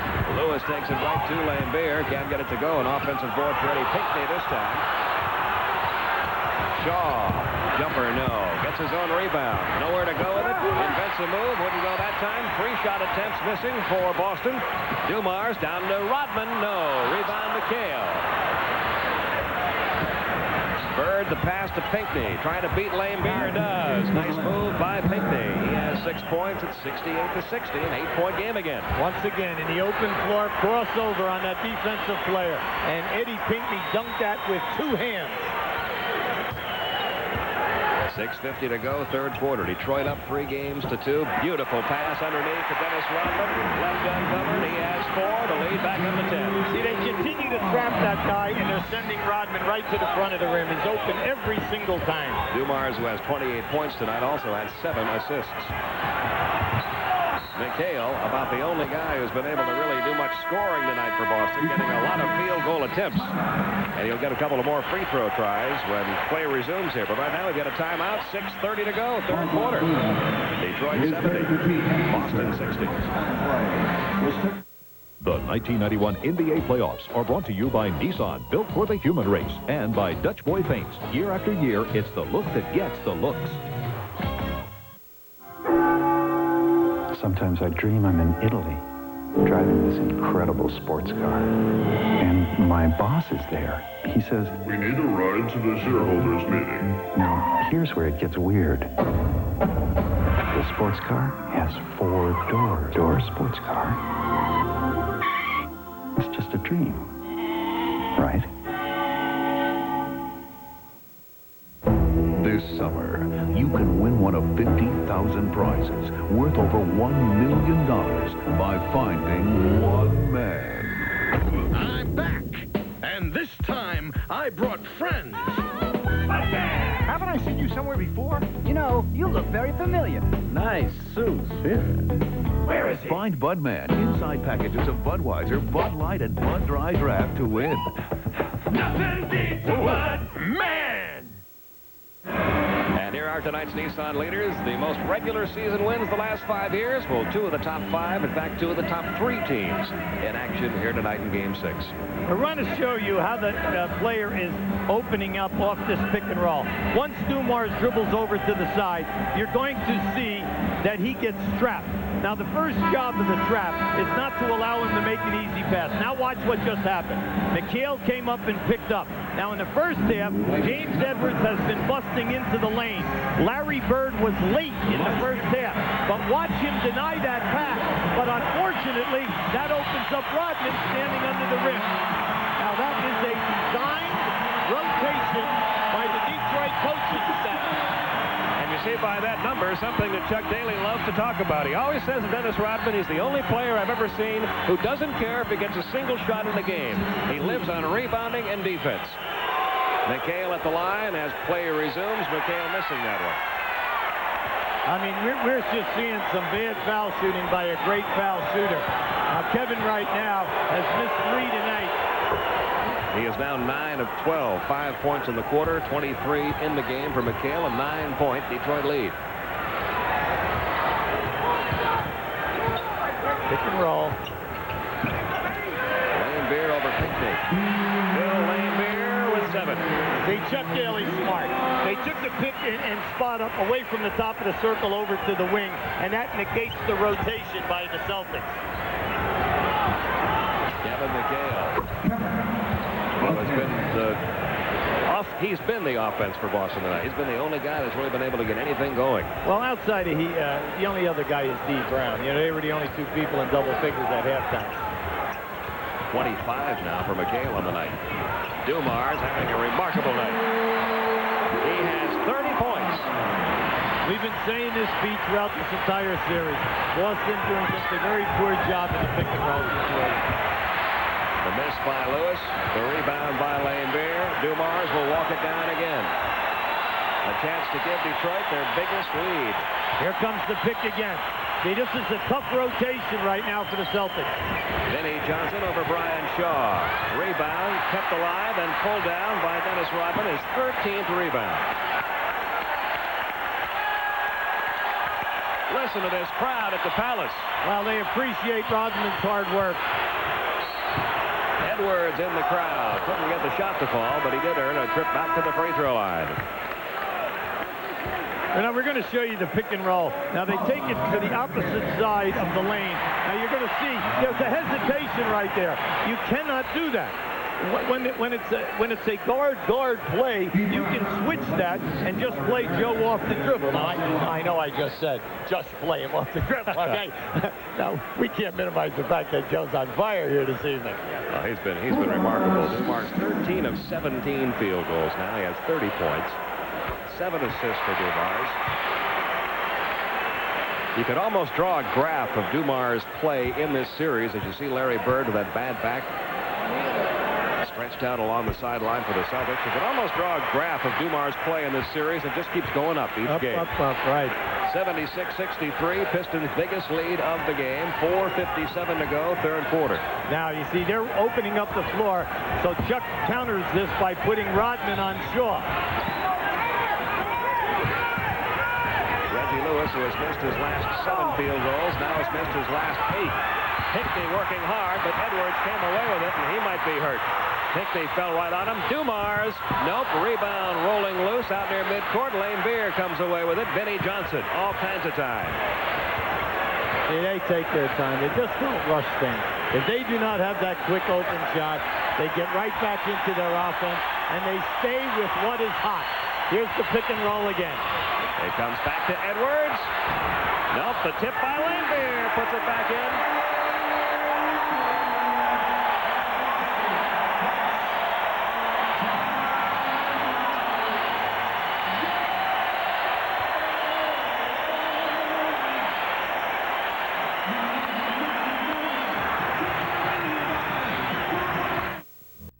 I had a Z, it'd be silver. No, black. And I'd take it to a racetrack. Hold it. Nah, drive it cross country. That's what I'd do.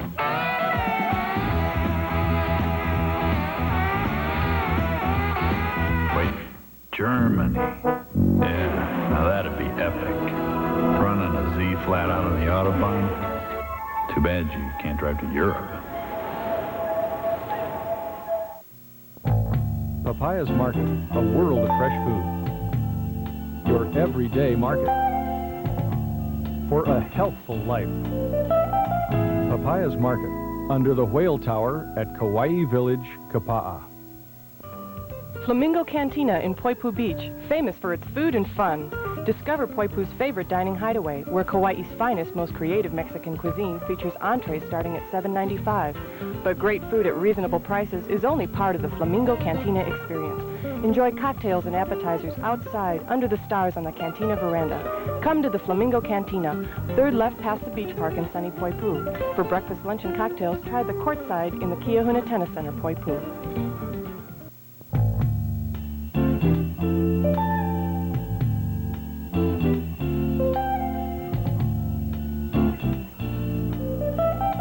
Papaya's Cafe, under the Whale Tower, Kauai Village, Kapa'a. It's the best time ever to get a Mazda MX-6 because the value of the MX-6 is greater than ever. Get an MX-6 LX now and save big on a Mazda value pack. Plus, get $1,500 cash back from Mazda. It's our biggest deal ever, but it won't last forever. Right time, right car, right deal. At your Hawaii Mazda dealer now. You know, I pass myself off as a bit of a know-it-all from time to time. Now, there's an understatement if I ever heard one. But there's one thing that if only more parents knew about could mean help and hope for thousands of young people. You must mean the Shriners Hospitals for crippled children. Yep. They offer totally free medical care, some of the finest in the world, to children with orthopedic problems, and there's never a charge. You knew that? Sure. And I know if you want more information, all you have to do is call this number. Shriners Hospitals, 941-4466. Parrish out all night with the ankle sprain. Larry Bird with the bad back has been ineffective and is now on the bench. The only guy with any real playoff experience in there for Boston right now is Kevin McHale. They're on such a roll right now. But, you know, their defense is doing it. The defense is challenging everything, and they're holding Boston to only one shot. Detroit has reeled off 8 in a row until D. Brown hits that jumper. He now has 12. Since McHale came in this way, Chuck Daly is determined to limit the amount of shots that McHale is getting. So they're sending 2 guys at McHale and saying, okay, you other 4 guys, let me see you beat us. Another luxury this is giving Chuck Daly as Benny Johnson takes it over McHale. Won't go for him. Lane Beer pulls away the rebound, kicks it back out to Dumars. That's 10 rebounds for Bill Lane Beer. Yeah, but they get every loose ball, Pete, as well as they are killing them on the offensive glass. Dumars has shown you just about every conceivable field goal attempt tonight. Foul's going to be called on Rodman. I was about to say one of the luxuries that Chuck Daly has had in this game with the big score like this of 80-65, he has not played Isaiah Thomas many minutes tonight. This is almost like giving Isaiah that time off that he wants to have him fresh for Chicago if indeed Detroit's able to get to it. Good point. Burns checked back in, rebound Edwards. And here come the Pistons again. 2.5 minutes to go in the third. If you notice on the penetration, they go down in there. The Celtics beat their defender, except when they go down, they get intimidated with the shot clock. They are not completing the play. Look at this. Lane Beer. Again, you saw Larry Bird just standing stiffly underneath the basket.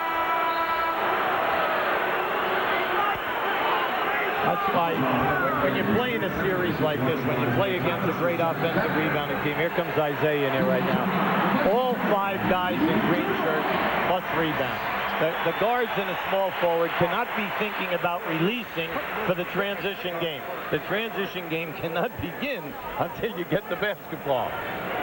Well, Larry Bird will get a trip to the free throw line. His first trip to the line tonight. He only has 4 points in the game. He has been ice cold from the field, only 2 out of 9 from the field.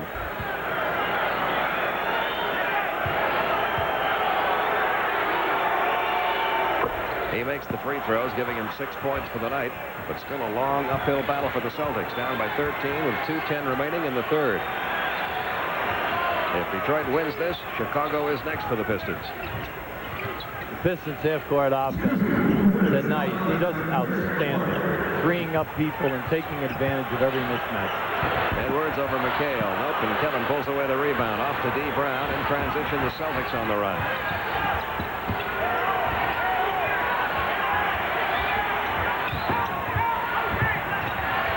McHale over Lane Beer. Nope, rebound. Look at that, Dennis Rodman. Keep that ball alive, but Lewis finally comes away with it. Good call. That was a grab that time as Lewis started to explode out. See, McHale's going to continue to get frustrated if he doesn't get any shots in the low post. And you'll see he'll move out from the basket. Now here he is. He taps it one time. He taps it again. But he just could not get a piece. Now, as Reggie makes his move, he gets pulled. Reggie Lewis scoring his first point of the second half. It's been ice cold tonight. Rodman sits down now. He's picked up his 3rd foul. Mark Aguirre checking in. It's 80-68. Reggie Lewis trying for his 10th point. Remember, he's been averaging over 20 a night for the Celtics. They really need him to get going if they want to get back in this game. It's an 11-point lead now for the Pistons. You see the time left. Boston has reeled off 6 straight points to try to close the gap a little, but still a ways to go for the Celtics, who have trailed all night. Everything on the baseline now for Vinny. The staggered picks. Larry Bird got that rebound, his 2nd of the night only. Now there's going to be a guard open because Vinny's back. Nice. The way to slam it home for Eddie Pinckney. Second one of those we've seen from him tonight. He has 8 points. When you're a big man, that's how you end the break. Celtics have reeled off 8 straight, and the Piston lead back into single digits. High pick and roll for Isaiah here. Maybe they're bringing Edwards on the baseline. 8 seconds left on the shot clock. 5 left on the shot clock. Aguirre will take a 3, come up short. Off the floor to D. Brown. Celtics score now. Stolen by Vinnie Johnson. Stolen right back by Pinckney. Yes. How about that shot? Wow. Pinckney took that loose ball right off the floor, converted it. He's now 5 for 5 from the field. And it makes it a 7-point game with 31.5 seconds left. We've got a timeout.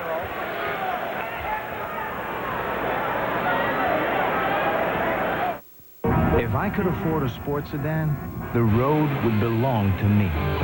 Bob, I'd have one of those multi-valve engines, independent suspension, and of course, a spoiler on the back. Yeah, if I could afford a sports sedan, life would be a cruise. Oh, it's you, Bob. Presenting the Nissan Sentra SER, because rich guys shouldn't have all the fun. Can't touch this. Jordan in deep on Elo. Can't touch this. Drexler. Oh! My music. Hold on a little bit and let the noise go on like that. Like that. Hold on a little bit, just fall on back. Let them know that you're too much. And this is a beat they can't touch. Yo, I told you can't touch this. Yo, sound the bell. School's in trouble. NBA action is fantastic.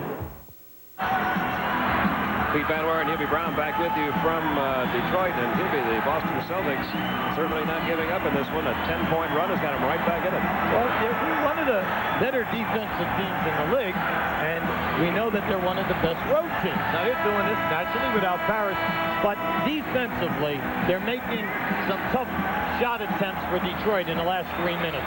This has allowed them to come back 10-0. Now, at the other end of the floor, if we notice in the last 3 minutes, high percentage shots versus some of those crazy twisting things that they were taking going into the lane. And once again, Ed Pinckney having a big night. He has really responded to Chris Ford's demand for bigger and better minutes from him in these last 2 playoff games. That was an excellent timeout by Chuck Daly. Go right back to his offensive stuff that he wanted to clear out. It's a good move, posting up Bird. 3 left in the shot clock. Edwards. He has 11 points all in this quarter. See, every time you double team Detroit tonight down inside, the guy will make the move and then make the extra pass to the other side of the rim. They get the ball into Kevin McHale. Look at the crowd he draws. Oh, he got hit. There's no doubt about him getting hit. All right. Now, both guys are frustrated, and that's actually lifting the building. Now, when they hit him down on that double team, they double team, and he made the move, and you'll see him get bumped. Now, there's the push in the lower back, see? But now, he gets hit right from the rear. But the main thing was the whistle was blown on the push in the lower back. And Kevin McHale back to the free throw line. He's been there a lot tonight. He is now 10 of 13 from the line. 11 of 14 from the line. He has 27 points in the game. 82-75. What a great defensive play, because Vinnie Johnson was all by himself underneath the basket that time.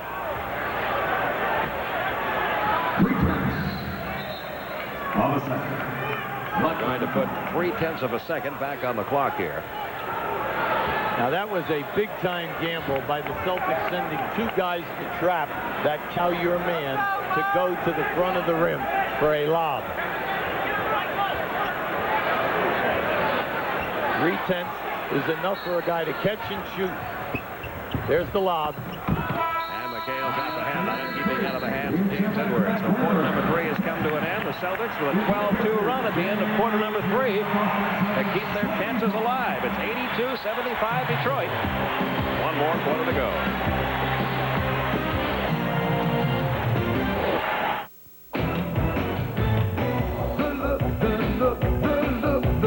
Dutch boy, that finished Dutch boy. The look, Dutch boy, that finished Dutch boy. The look,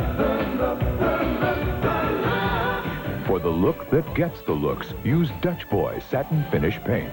It's the one finish every room should start with. Dutch boy, he works hard for your money. you like Rice Krispies, try new Triples. We think you'll do a triple take. Triples is crisp like Rice Krispies and tastes so good you might just do a triple take.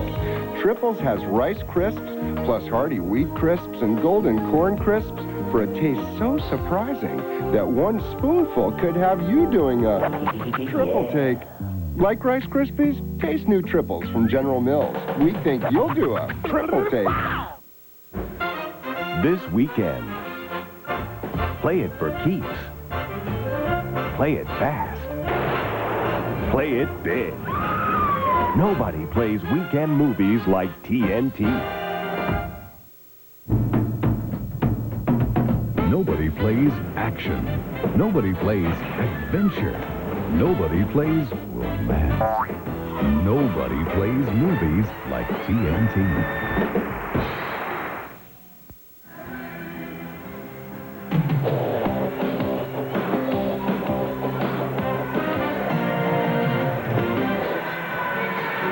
Inside that building, the Palace of Auburn Hills. Another sellout crowd here. Game 6 of this Eastern Conference semifinals. The Pistons need one more win to go on to meet Chicago in the Eastern Finals. The Celtics need a win to get it back to Boston for a Game 7. And I want to point out one thing which shows you at what level this game is being played tonight. Here it is, a very, very pressure-packed game for both clubs. Do you know in that entire third quarter, there was not a single turnover by either club? Only 4 turnovers in the game for Boston, only 8 for Detroit. Now, Kevin McHale is looking at his left hand. When he went up to block that last lob pass to James Edwards, he got his left hand, fingers caught in the net. And as he came down, he definitely stretched the hand out. Isaiah Thomas, Vinnie Johnson, Bill Laimbeer, Edwards and McGuire out there for Detroit. Isaiah taking it to the hole, dishing back out to Bill Laimbeer for the open jumper. How many times have you seen the Pistons run that? See, they're conscious of Laimbeer, and yet Isaiah was still able to turn the corner and get down in the lane and pitch the ball back to Laimbeer. Amazing. Back up to a 9-point game, Larry Bird. Underneath to D. Brown, and D. Brown puts it home. He has 14. D. Brown caught Isaiah turning his head that time. D. Brown ran without the ball. A beautiful pass by Larry Bird. 84-77, Detroit up by 7. Vinnie Johnson, a little short. Rebound tipped by Bird, out to Brown. Celtics on the run. Brown's going to take it all the way through. It's in! It's in! Isn't that amazing? I'm telling you, he can really finish. He is a sensational player in the open floor. The big thing when you watch him now is you got to try to get in front of him. They play him on the side. See, they allow him to split. Now just look at this scoop, and it catches the front of the rim and drops in. This may be the star of the next generation of Celtics, D. Brown. He'll make things happen for you. He has great courage. He will consistently attack the rim for you. Pistons have let a 17-point lead get down to a 4-point lead. They're on a 17-4 run. Detroit still up by 4, but the lead beginning to drift away, and there's a turnover by the Pistons. D. Brown again on the run, grabbed from behind by Isaiah. All right, now that's a good move. Now everybody in the building wants a hit on Edwards at the other end. I definitely thought he got fouled on that shot attempt. We're going to show it to you going down in. See, once he makes this move, see, McHale's got him, had his hand in his back. But once again, McHale, an all-defensive player by Bank. John Sally is checked into the lineup, replacing James Edwards. Big possession right now for the Celtics. They can get it to a 2-point game. Lewis over Sally. Yes. Reggie Lewis, first field goal since the first quarter. They've got points. They've got 4 scorers out there now with D. Brown, Lewis, McHale, and Bird. A 17-point lead has been cut to a 2-point lead. 10:20 remaining in the game. Joe Dumars has not been a part of anything this half. Mark McGuire gets his 8th point to get the lead back up to 4, 86-82. Main thing if you're the Celtics, get what you're looking for. Take your time. It's a clear out once again for Lewis. He missed it. Rebound pulled away by Sally. See, they feel that he can shoot over the top of Dumars.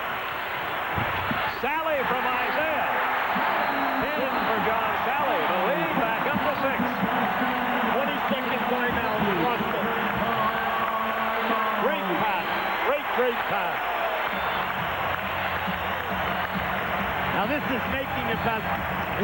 for the trailer. Sally was the trailer coming right down the middle. His man was not in the picture. A good delivery, but most important, he slammed it home strong.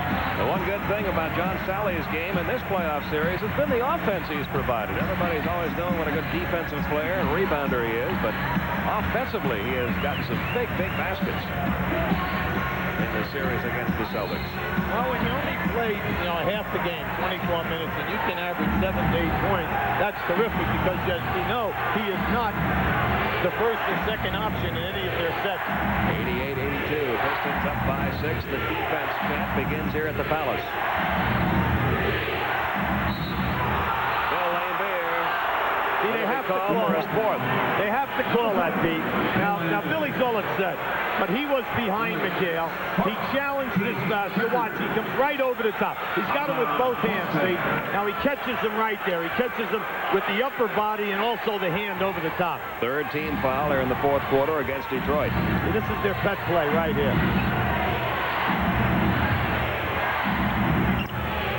Across to D. Brown. He finds an open Reggie Lewis. And Lewis might be warming up here in the fourth quarter. He now has 14. So Detroit double teaming with Sally. That necessitates 2 passes out of that trap. Good ball movement by the Celtics. And again, it was the rookie D. Brown in the middle who made that second pass. See, Joe Dumars has not had very many, shot chances in this half. 30 points on the night, but he had 25 of them in the first half. Aguirre over Bird. How did that go in? Chuck Daly asks that a lot about Mark Aguirre, he told us this morning. 90-84. This is looking like game 5 all over. Bird with a payback? No. Rebound. Joe Dumars. That could have been a discontinue there. He dribbled it, stopped, and then dribbled again, unless you say that it hit the Celtic player. 3-4 passes to Dumars. The three-pointer wouldn't go. Rebound comes out deep to Isaiah Thomas. To John Sally, the alley-oop for 2 more. Another timeout.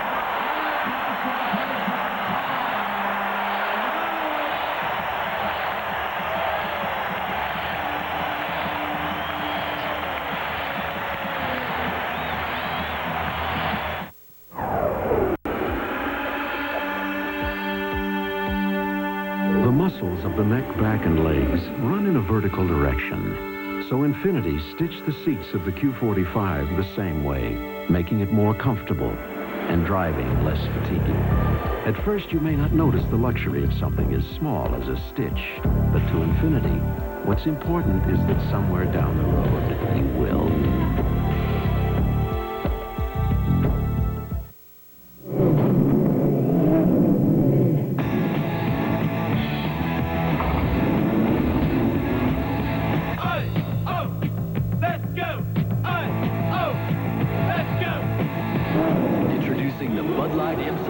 Team.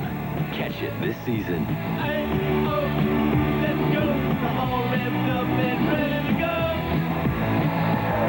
How do we get the truck back? Throw it in reverse. Coming to TNT Sports this summer. Oh, what a comeback! TNT's live coverage from Havana. This fall. Sunday Night Football returns to TNT. And next winter on TNT. The United States wins it! The ultimate competition. See it here on TNT.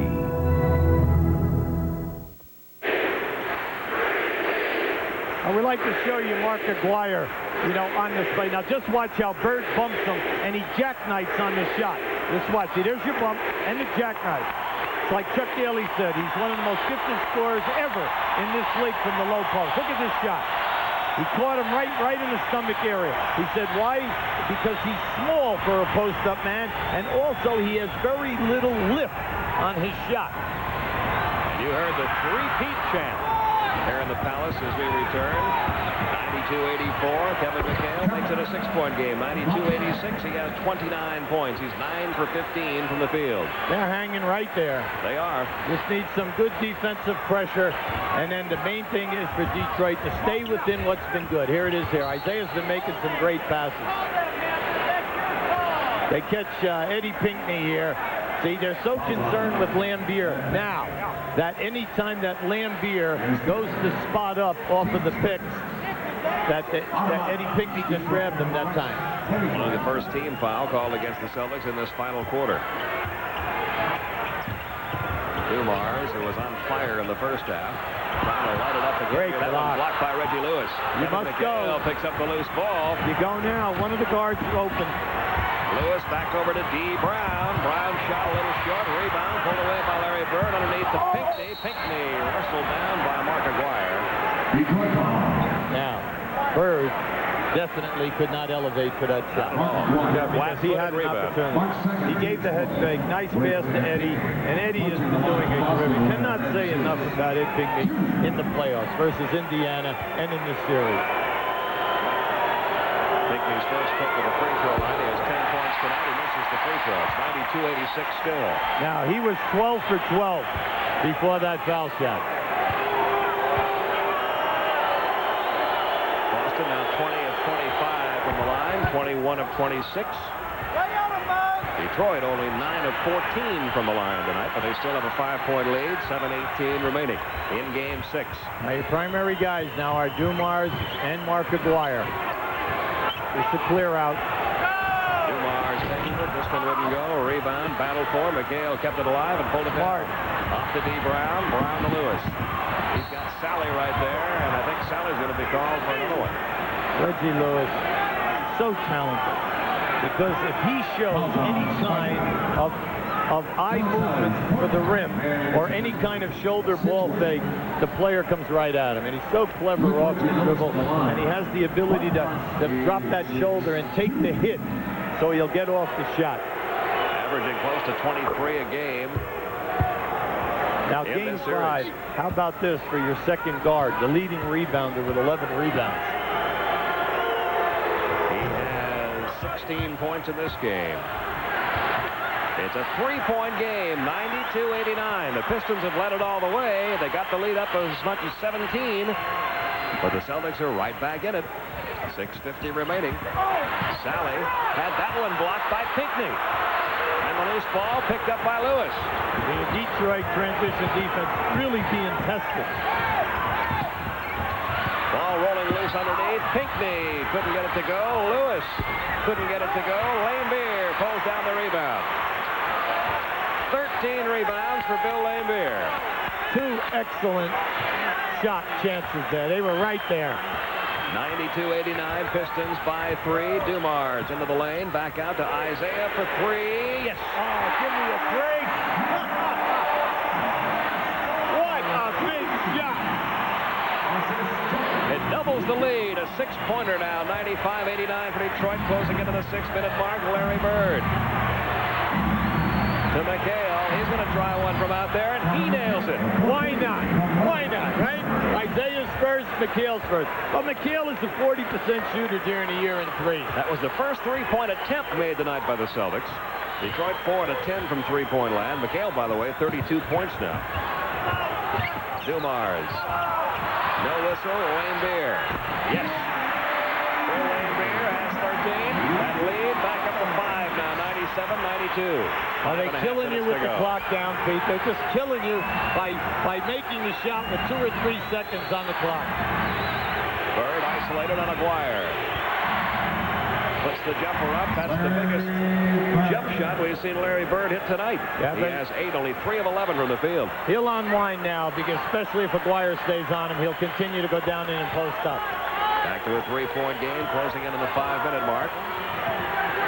Remember now, the Celtics are shooting the penalty. Isaiah Thomas. Brown slipped away from him. Isaiah now with 9 points. 99-94.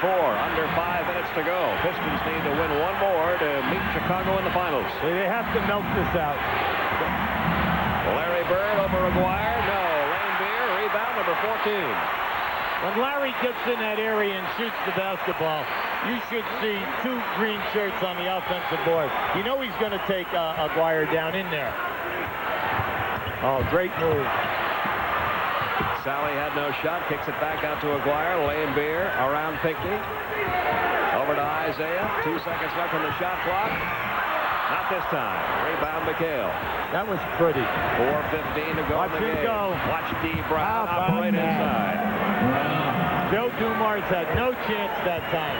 He jumped up in the air, shifted gears, and moved over 3 feet. He changed directions 3 times while in the air. 99-96. D. Brown having another big game for Boston. He's 9 of 12 in the field. Dumars going through the crowd, losing the ball. Still belongs to Detroit. Dumars wanted the foul call against Boston. He's really hot. He's really hot. There's been a lot of contact going down in there, no doubt about it. The breaks now are going with the Celtics over the last 5 minutes on any penetration by Detroit to the basket. Celtics are getting every non-call. Chuck Daly wants a timeout. And he gets it with 3:53 remaining in the game. The Pistons holding on to a 3-point lead, 99-96. Visitors to Kauai must experience the historic town of Kilauea with its stone buildings, lighthouse, and wildlife refuge, and the oldest store in Hawaii, Konglung. Today's Konglung Company provides contemporary jewelry, gifts, and resort fashions. Shopping is an art at Konglung. In the center courtyard are the talents of local artists at Pendarvis Gallery. Fresh baked goods are at the Bread Also Rises, and a gourmet surprise is the Casa di Amici Ristorante, serving authentic country Italian cuisine in a relaxed island atmosphere. Other places of taste include the Farmers Market Deli and Wine Shop, and the Lighthouse Snack Shop in the Kilauea Movie Theater and Social Hall. For stores with style and places with taste, Konglung Center, Kilauea. Just 5 minutes from Princeville, Honolulu, off the highway on Lighthouse Road. What do all these buildings have in common? Their roofs are among over 400 currently being maintained by Rainbow Roof Maintenance Company in Hawaii. These include hospitals, banks, commercial and resort properties, as well as residential homes. Roof maintenance adds years to the life of a roof. It saves you money, and it eliminates an unnecessary waste of our natural resources. 90% of all roofs in Hawaii can benefit from roof maintenance. Call 245-9500 for your free roof check today. What's caused Lihue Furniture's success and popularity? It's our wide selection with the best values and service on Kauai.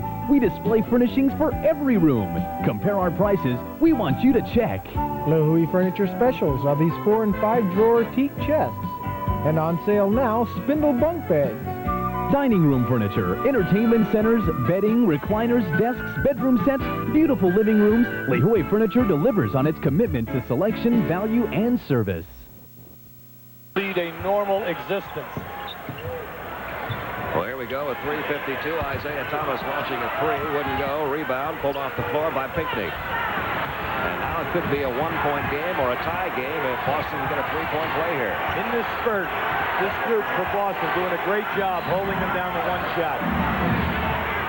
This play's busted. It's too far out now. 7 seconds left on the shot clock. Lewis coming up short. Rebound out to John Sally. Punched away by Lewis. That's an over and back, though. Now, that's interesting. You know, to me, it didn't look like there was any possession that time. That ball was hit. But, good call. No one's arguing. And it goes back to Detroit. This crowd really beginning to get a little antsy now as Boston has cut it down to 3 with 3:18 to go. Look at that pass, but look at that block by D. Brown. Holy smoke! Was he up there? And Brown brings it down for Boston. A chance again for the Celtics to get within 1 or tie it. This is tough. Rodman's on Bird.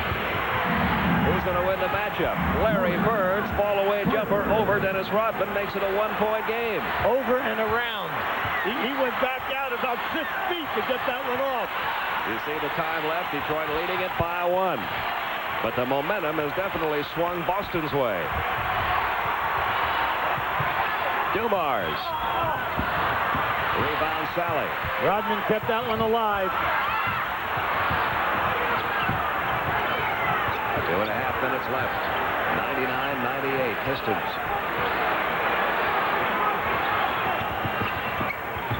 8 seconds left on the shot clock. Now the big thing, Pinckney's got to make Isaiah shoot over him. Wayne Beer will take it over Brown. All that time and all that work didn't pay off. Rodman, loose ball. He was sandwiched in between Lewis and Pinckney that time. And that is 4 now on Rodman.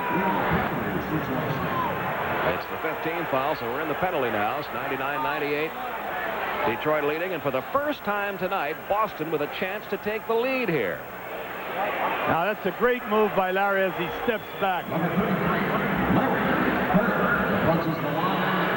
Larry Bird, 2 for 2 from the line tonight. He has 10 points. He can put Boston on top for the first time tonight. That ties the game. First time we've been tied since the opening tip. Here comes Mark McGuire back in. John Sally will sit down. Chris Ford has used Larry in games 4, 5, and 6 as a passer. He just said, Larry, if you could just stay in there, try to keep them off the offensive glass. He usually has a passer, a decoy. But just like game 5, he's opening up in the offense in the last quarter. With 3:34 left in the third quarter, the Pistons had a 17-point lead. With 2:08 left in the game, Boston has the lead for the first time tonight. Plenty of time. Edwards over McHale. The foul's going to be on Kevin McHale. That is his third. It's okay. In a situation like this, you're going to force James Edwards to go to the line and make the foul shot. We said that during the course of the year, James is only a 72% shooter. You got to force him to make it. That would have been an easy shot for James. Edwards 5 out of 6 from the free throw line tonight. All 11 of those points came in the third quarter. He was the big gun for Detroit in quarter number 3. That ties it at 100. Detroit's made only 10 of 15 free throws tonight. Boston has shot twice as many. They've shot 30 and made 25. Now, Chuck Daly playing offense, defense with Aguirre and Rodman. Rodman back to cover Bird. Edwards hits them both. He has 13. The lead belongs to Detroit again. 101-100, under 2 minutes remaining. Now we're seeing some great pressure. Guys rising to the occasion here. Especially this guy, D. Brown, for the Celtics. He has led the Celtic comeback. Oh, nice move by McHale. Trying to get it underneath to Lewis. Does, and Lewis puts it home, and no, did he? Yeah, they call the foul here. Yep. Now, that McHale fake going away. And that was a beautiful decoy. You're going to see, well, now we got it here. Now, he comes right down in here off the double team. A terrific pass because Reggie Lewis's man went over to double team McHale. We say this all the time about Kevin. If you have an easier shot cutting to the basket, he'll always deliver the pass. At the line now, Reggie Lewis, only 7 of 22 from the field tonight. Doesn't matter. You have a chance to win, Pete. And he is playing big in this quarter, just like Bird. He has scored 9 of his 19 points in the fourth quarter. Celtics up by 2. A minute and a half to go. They're going to slice Aguirre. Now here comes Joe around the double screen. Dumars somehow got between 3 Celtics. He now has 32 points. We are tied at 103. He was triple teamed that time. Oh my, was he ever? 103, McHale. Out to D. Brown. 6 seconds left, shot clock.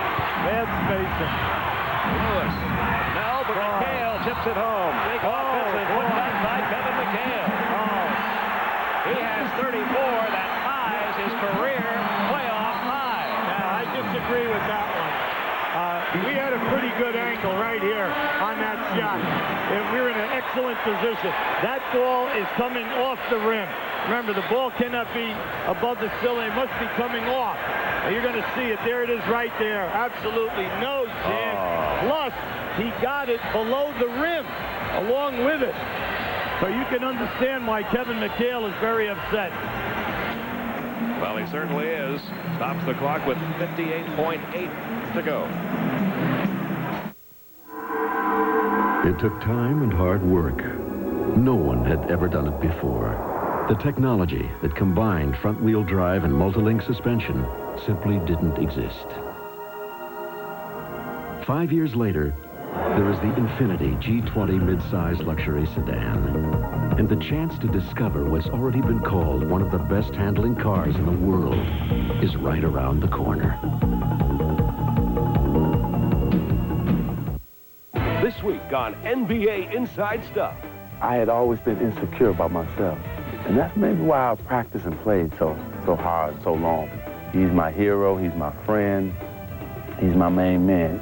Magic is the guy running up and down the court. Irvin is right here, me and you. I'm gonna own a team one day, and then you can come interview me after I won, hopefully 5 championships that way. An exclusive backyard conversation with Magic on NBA Inside Stuff tomorrow.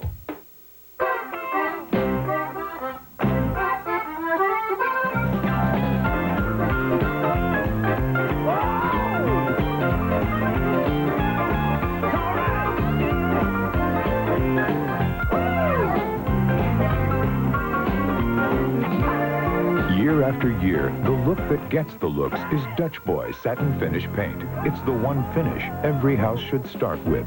You can see why it's worth more. Still tied at 103 is a tough call. Just went against the Celtics, UB. Now you're going to see as the ball hits, it's going to come to the left of the rim. And as it comes to, and watch it now, now see it's off, and more important, he catches it. The ball was, he caught it, the hand was below the rim. A very tough call to go against you.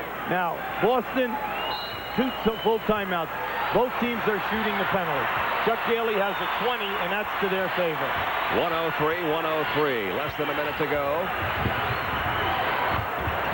Watching Dumars on the baseline. 2-man game here now. Edwards will get one more trip to the free throw line. He definitely got fouled. He got hit by both guys. Dee Brown, who was coming down in to help out, as well as Kevin McHale, who was playing him. Kevin McHale, remember now, you're Boston. You have 2 timeouts. When a guy gets fouled like this, you do not have to even waste the timeout, because there's been so much time before he goes to the foul line to shoot 2 that you have a chance to tell your players, and that's exactly what Chris Ford is doing now. He's telling everybody the play that he wants. And Edwards, who, as you mentioned, has never been a particularly good free throw shooter, has been a good one tonight. He's 8 of 9 tonight. Now Rodman is back in the game to pick up Bird. He has made 8 in a row, in fact, after missing his first one. 104-103. Pistons have the lead back. Edwards makes them both. He's 9 of 10 from the line. 15 points on the night. Pistons up by 2.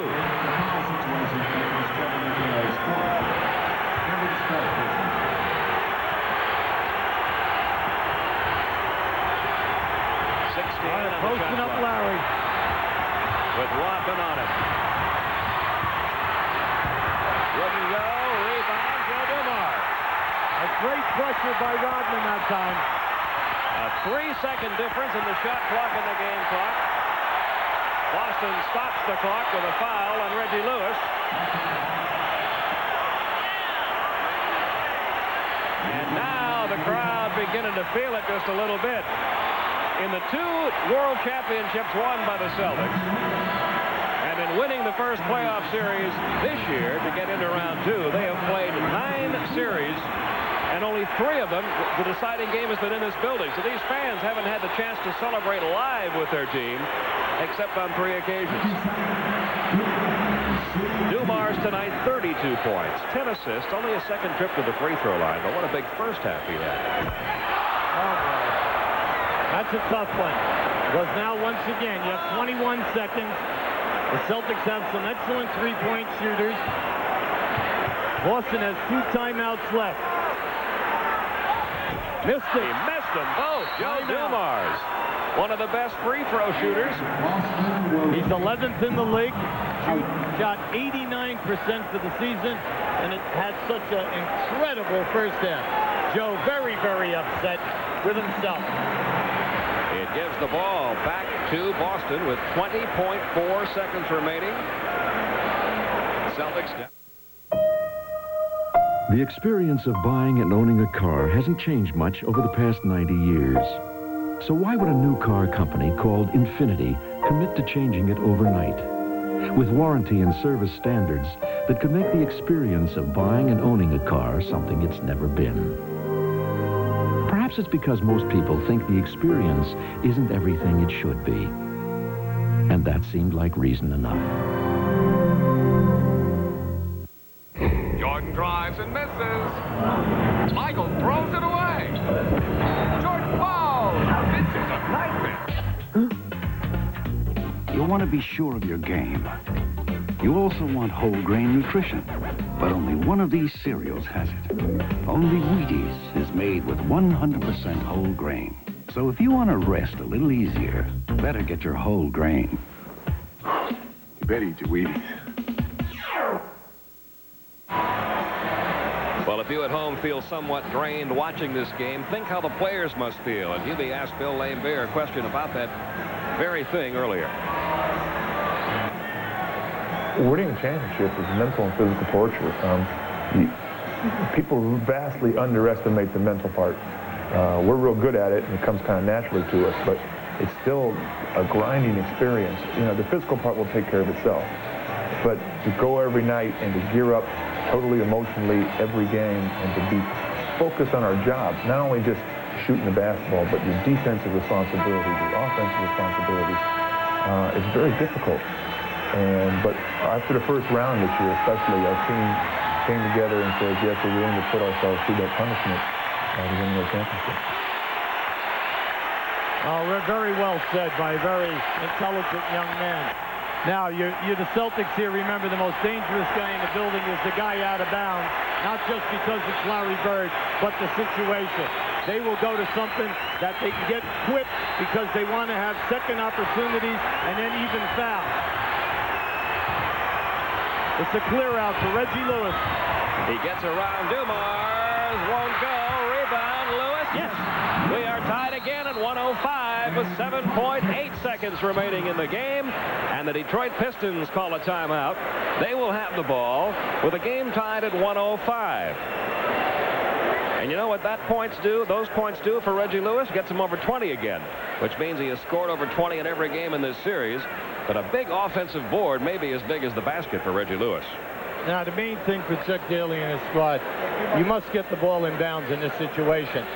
You know that this is a terrific way to keep the ball alive by Pinckney and then Lewis running the ball down. But the main thing here is that Detroit understands that getting the ball in bounds is key. They have a 20-second to use, and they also have an additional timeout. Now, Boston, if they should foul or Detroit scored and there were a few seconds left, Boston has a timeout. Now, they love to get the basketball in the hands of Isaiah Thomas. Chuck Daly has an incredible confidence in Isaiah to make something happen. At least he's usually involved in the play in the past.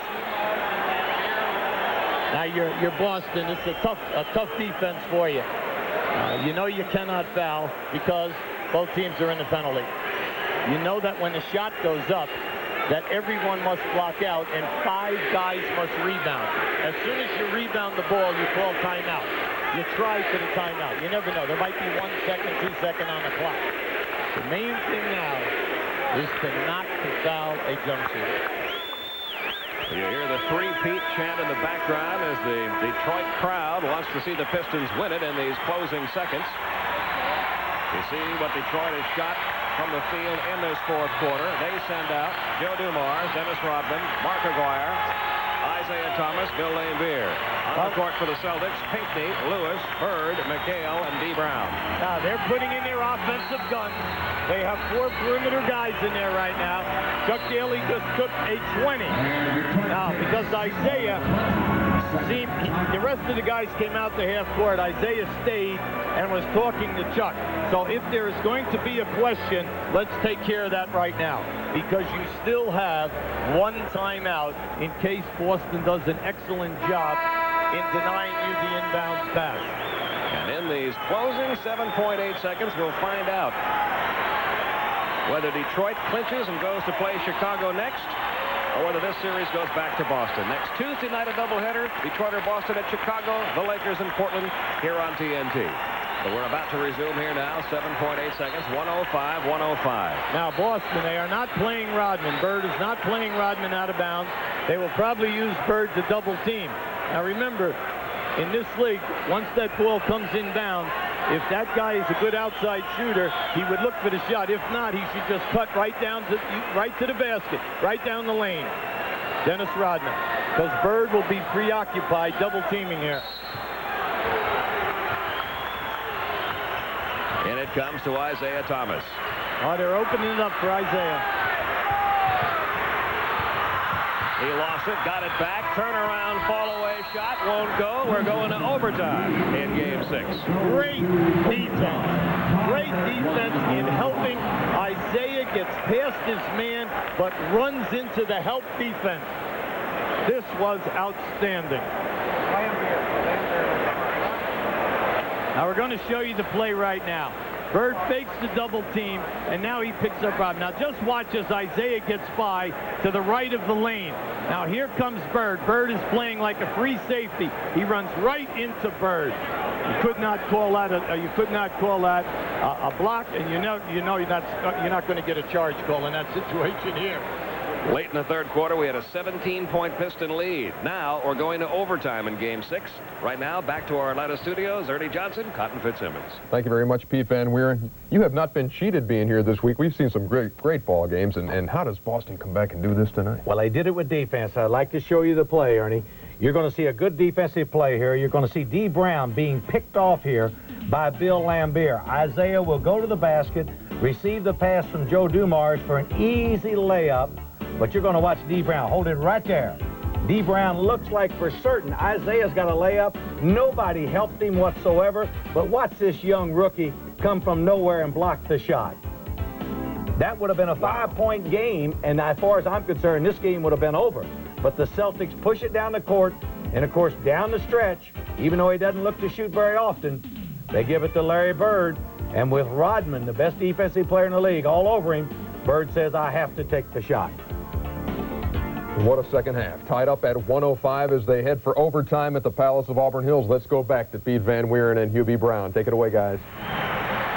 Okay, thank you, Ernie and Cotton. 105-105. We're going to overtime. Boston trying to stay alive and send it back to the Boston Garden. And here we go, Hubie. Well, it's great defense by the Celtics. And then Bird, D. Brown, and then Reggie Lewis stepping forward. They made all of the key plays. Eddie Pinckney keeping things alive. They did an excellent job. They rose to the occasion. And you got to give the Celtics a tremendous amount of credit. You certainly do, because they were 17 points down with about 3 minutes to go in the third quarter. And for all intents and purposes, it really looked like they were about out of it. Now, Lambier is the main guy here with 5. I'll tell you what, the home court advantage sure hasn't shown in this series. In the first 5 games, the home team won only twice, and it's Boston on the road making the valiant comeback in this one. Well, they played that well. Dumars over Lewis. Really strong with the shot. We're going to get a jump ball here. Now, that time, the Celtics, 2 guys inside, Pinckney and McHale. Lambier just reached over the top, and with the strength in his hands, was able to cause a jump ball.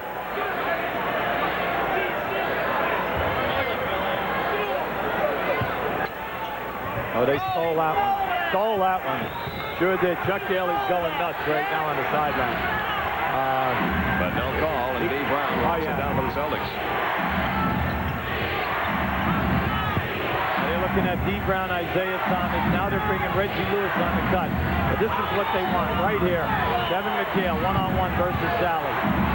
He takes it over John Sally. That wouldn't go. Rebound pulled away by Pinckney. Eddie Pinckney, he's the man. He's the man. On the offensive boards, the last 2 games, he has been outstanding for Boston, who got clobbered on the offensive boards in Game 4. Reggie Lewis with 23 gets the first point of the overtime. 107-105 Boston. He surprised them that time, Pete, by not putting the ball on the floor. He made that's the first time tonight. He caught it and shot and split the 2 defenders. Isaiah over D. Brown. No, rebound, D. Brown. He gets a mile in the air for that one. He has 5 rebounds tonight. Remember Remember early in the game when he came down, looked like he hurt his ankle? We haven't seen much of it in the second half, have we? Now Reggie Lewis going out on either side. Now two-man game with third. He just cleared one-on-one. Oh, nice move. Got around Dumars. There comes Sally. No whistle. Pinckney. Another offensive rebound and the putback to make it 109-105. You know what? Detroit relaxed there, Pete. They relaxed because they thought Sally fouled him. Eddie Pinckney kept working that time. Now we're going to show it to you right here. Now just watch. It's a great crossover. Now as Sally comes in here, you know, he gets him. He hits him. But everyone stops except Pinckney. Now just look at this two-handed stuff. See, that's playing smart basketball. Pinckney now 6 of 6 from the field, 9 rebounds, 5 of them offensive boards. In the jungle, business travelers follow the law of natural selection, seeking hotels for comfort, great service, inns when they have an instinct for value, resorts to replenish their spirits, all suites for more territory. Nobody respects this law of natural selection more than ITT Sheraton, the natural choice.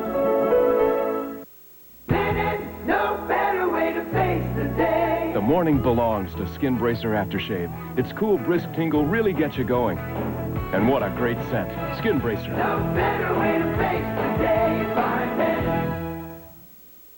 In civilized society, any groovy lapse can result in a mortifying loss of station. But with Right Guard Sports Stick, one gets maximum protection. Well, off to the foxes. Right Guard Sports Stick. Anything less will be uncivilized.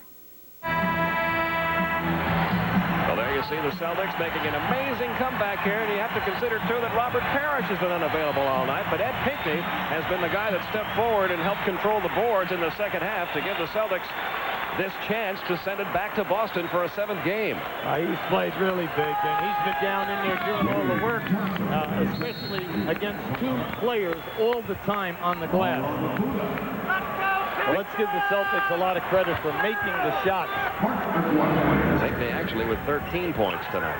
Now you have to lay off the Sally there. Edwards over McHale. First points of the overtime for James Edwards. He'll get it back to a 2-point game. Hey, that was a nice play. That's the first time they've done that, where a forward passed the basketball. That was Sally hitting Edwards. McHale working on Edwards now. Short rebound, Isaiah Thomas. Pistons can tie it up here. 2:47 to go in the overtime. Two-man game, Isaiah and Edwards.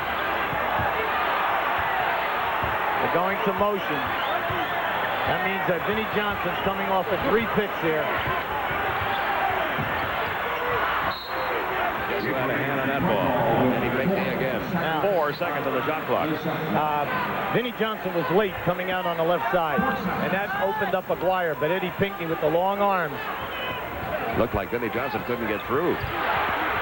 Isaiah trying to beat the clock with a 3. Do you believe it? Bank that baby in. Pistons by 1. 2:18 remaining in the overtime. Okay. Now they're going down inside with Bird. See, they wanted to have Bird go on Aguirre. They're wasting too much time here. Steve Brown takes and hits the jump shot. Does he have courage? He did that in Game 5 up at the Boston Garden. And not only does he hit the shot, they get a loose ball foul on Sally versus Eddie Pinckney down inside. See, Pinckney is exasperating the Detroit front line because he's working so hard to get position. The toughest thing in basketball is offensive rebounding because, baby, you're getting body to body and you're getting hit with a lot of elbows. Steve Brown now with 21 points. Pinckney with 13 points tonight. The free throw line missing. Rebound pulled away by Detroit. Celtics lead it 111-110. Under 2 minutes to go now in the first overtime. A win by Detroit sends them to Chicago. A win by Boston sends both these teams back to the Boston Garden. Isaiah Thomas drilling another one. And you know, he did that. He hesitated on that beat. He really did not have good balance, but he just paused before he elevated to make that shot. Isaiah Thomas with 5 in the overtime, 14 in the game. Pistons lead it 112, 111, a minute 41 to go. A timeout. Let's go back to Atlanta. Ernie and Cotton. Thank you very much, Pete Van Weeren. We had these same two teams on Wednesday of this week. We've got them tonight, and we're going to have one of them next Tuesday night here on TNT as part of a playoff doubleheader. The Bulls waiting for the winner of this series. Chicago with Michael Jordan, of course. He's the leading scorer in the playoffs, and they have not been beaten at home at Chicago Stadium. A perfect 5-0. They wait for the winner of this series, either the Pistons or the Celtics. And then we take you out west, the Western Conference Finals, Game 2 of that series. Magic Johnson and the LA Lakers, having disposed of Houston and Golden State in the playoffs, now square off with the team sporting the league's best record. We're talking the Portland Trail Blazers, who like to run it up and down the floor. Clyde Drexler and company taking on the LA Lakers. That's Game 2 of that series. It's also Game 2 of our doubleheader Tuesday night here on TNT. Now back to OT at the Palace to Pete and Hubie. Okay, thank you, Ernie. They are going nuts here. It's 112, 111. Isaiah Thomas with 2 clutch shots to give the Pistons the lead back. Now this shot right now, the shot clock is running down. D. Brown trying not to get beat off the dribble. Look at this ball. He banks it in. Then he comes right back, and he comes off of this pick and roll. They see he hesitates right there until he got himself under control. Beautiful. Nothing but net. Right now, Boston and Detroit both have 2 timeouts left. Fouls to give. Boston has 3. Detroit has committed 1 in the overtime. So here comes D. Brown down the court to try to give the Celtics the lead back. Isaiah picks him up. As a 2-man, D. Brown and McHale. The Celtics playing with their playoff life here. They have to win to stay alive this year. It took D. Brown too long a period of time, and they were really fighting down inside. Lambier would not allow Kevin McHale to post up. Now you have 10 seconds. Almost stolen by Isaiah again. See, Zeke is going for everything right now. You know, there's no limp, nothing. He is really moving. Now they took 1 second off, and that's legit. 9 seconds. Isaiah's trying to deny D. Brown coming to the ball. 9 seconds on the shot clock. In it comes to D. Brown. Isaiah's on him. Brown into the paint, off the glass. That one wouldn't go. Rebound rolling loose. They battle for it. Sally and McHale tying each other up. That's all right. That's only Boston's first foul. That's number 5 on Kevin McHale. With a minute 17 to go, the ball goes back to Detroit. Rodman will sit down. The offense-defense coming back into it now. Edwards steps into the lineup for the Pistons. They're going to see D. Brown as he gets in here. This is a very tough shot. All right, he just did not get a good look at the rim. And as the ball goes down in there, Kevin is fighting down in there with 3 white shirts. Lambier. How about he hit a big shot in Game 5. He gets it a big one in Game 6. Big shot. 15 for Lambier. Pistons by 3 under a minute to go in overtime. Vinnie Johnson really denying hard on Reggie Lewis. And they're going to call the foul on Vinnie Johnson. But that was the one foul Detroit had to give. Now, here comes Rodman and Sally back in, and Dumars. The next foul, either way, is the penalty. Now they're trying to open up Reggie Lewis. They're coming off some curls. But the Celtics are really fighting hard to get open, being negated because Detroit doing an excellent job pushing the guys out further than where they want to receive the pass. 114, 111 Detroit. 53 seconds remaining in the overtime. It'll be Rodman on Bird again. Now remember, both teams have 2 timeouts remaining. They're trying to play 2-man. They wasted some precious seconds there. And traveling. Turns the ball back over to Detroit. And it's beginning to slip away from Boston. Well, the big thing now is you just need a defensive stop if you're Boston. You see, right now, Chris is trying to tell D. Brown, relax, relax. He felt bad that time. There's no doubt about it. It's only the 7th turnover of the night for the Celtics. So when you're Chris Boyd, he doesn't know that, Pete. Come on. Now, this is big. You must hold Detroit to one shot here if you're the Celtics. 15 on the shot clock. Plenty of time. 30 seconds. NBA can take a half hour. 10 on the shot clock. Isaiah again. Oh, he has hit 3 huge shots in this overtime. The Pistons lead it by 5. Isaiah has saved his best for last in this series.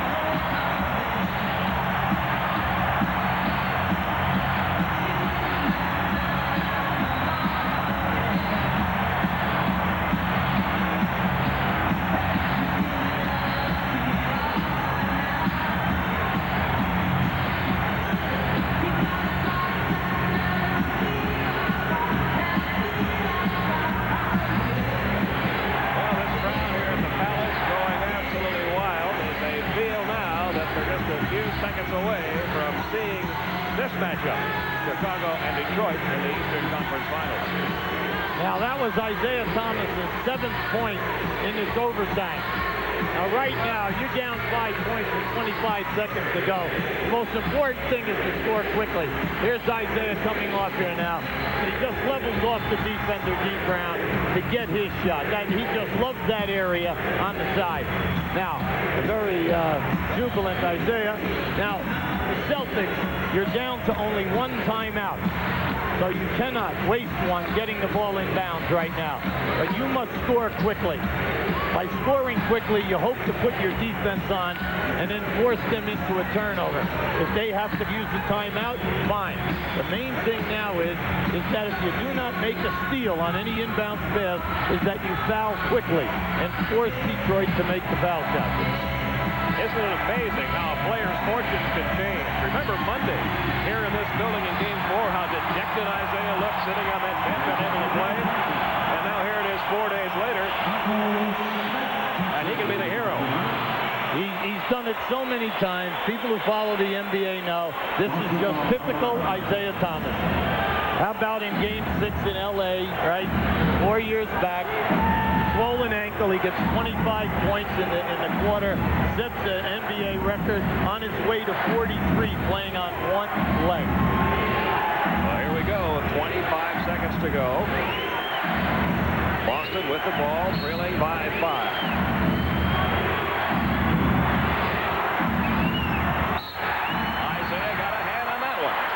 Isaiah's playing him tough. You notice, Pete, he's gambling for everything, whether it's the pass. See, that lost some precious seconds. They opened up the floor for D. Brown to let him go. And it comes to McHale. Celtics need to shoot it in a hurry. They're down by 5. McHale will be given the easy 2. He has 34. It's 116, 113. That's all right. That's a good foul by D. Brown. You're down 3. That's the penalty. Now, you're putting the pressure on Isaiah to make 2.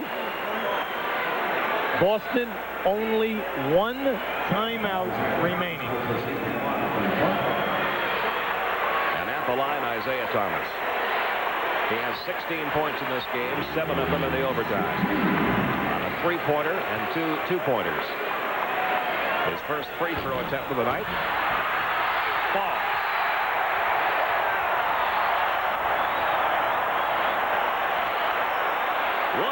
113. That mischievous grin begins to return to the face of Isaiah Thomas. Second one, no good. Rebound, Larry Bird. They're going right after this. Lewis for 3. Rattled the rim, came out of bounds, but off Detroit. Still Boston's ball. 117, 113, 6.5 seconds to go. And Boston will use their last timeout. I was kind of surprised that he launched that 3 right off the bat, but he must have had the feel because he was not really contested.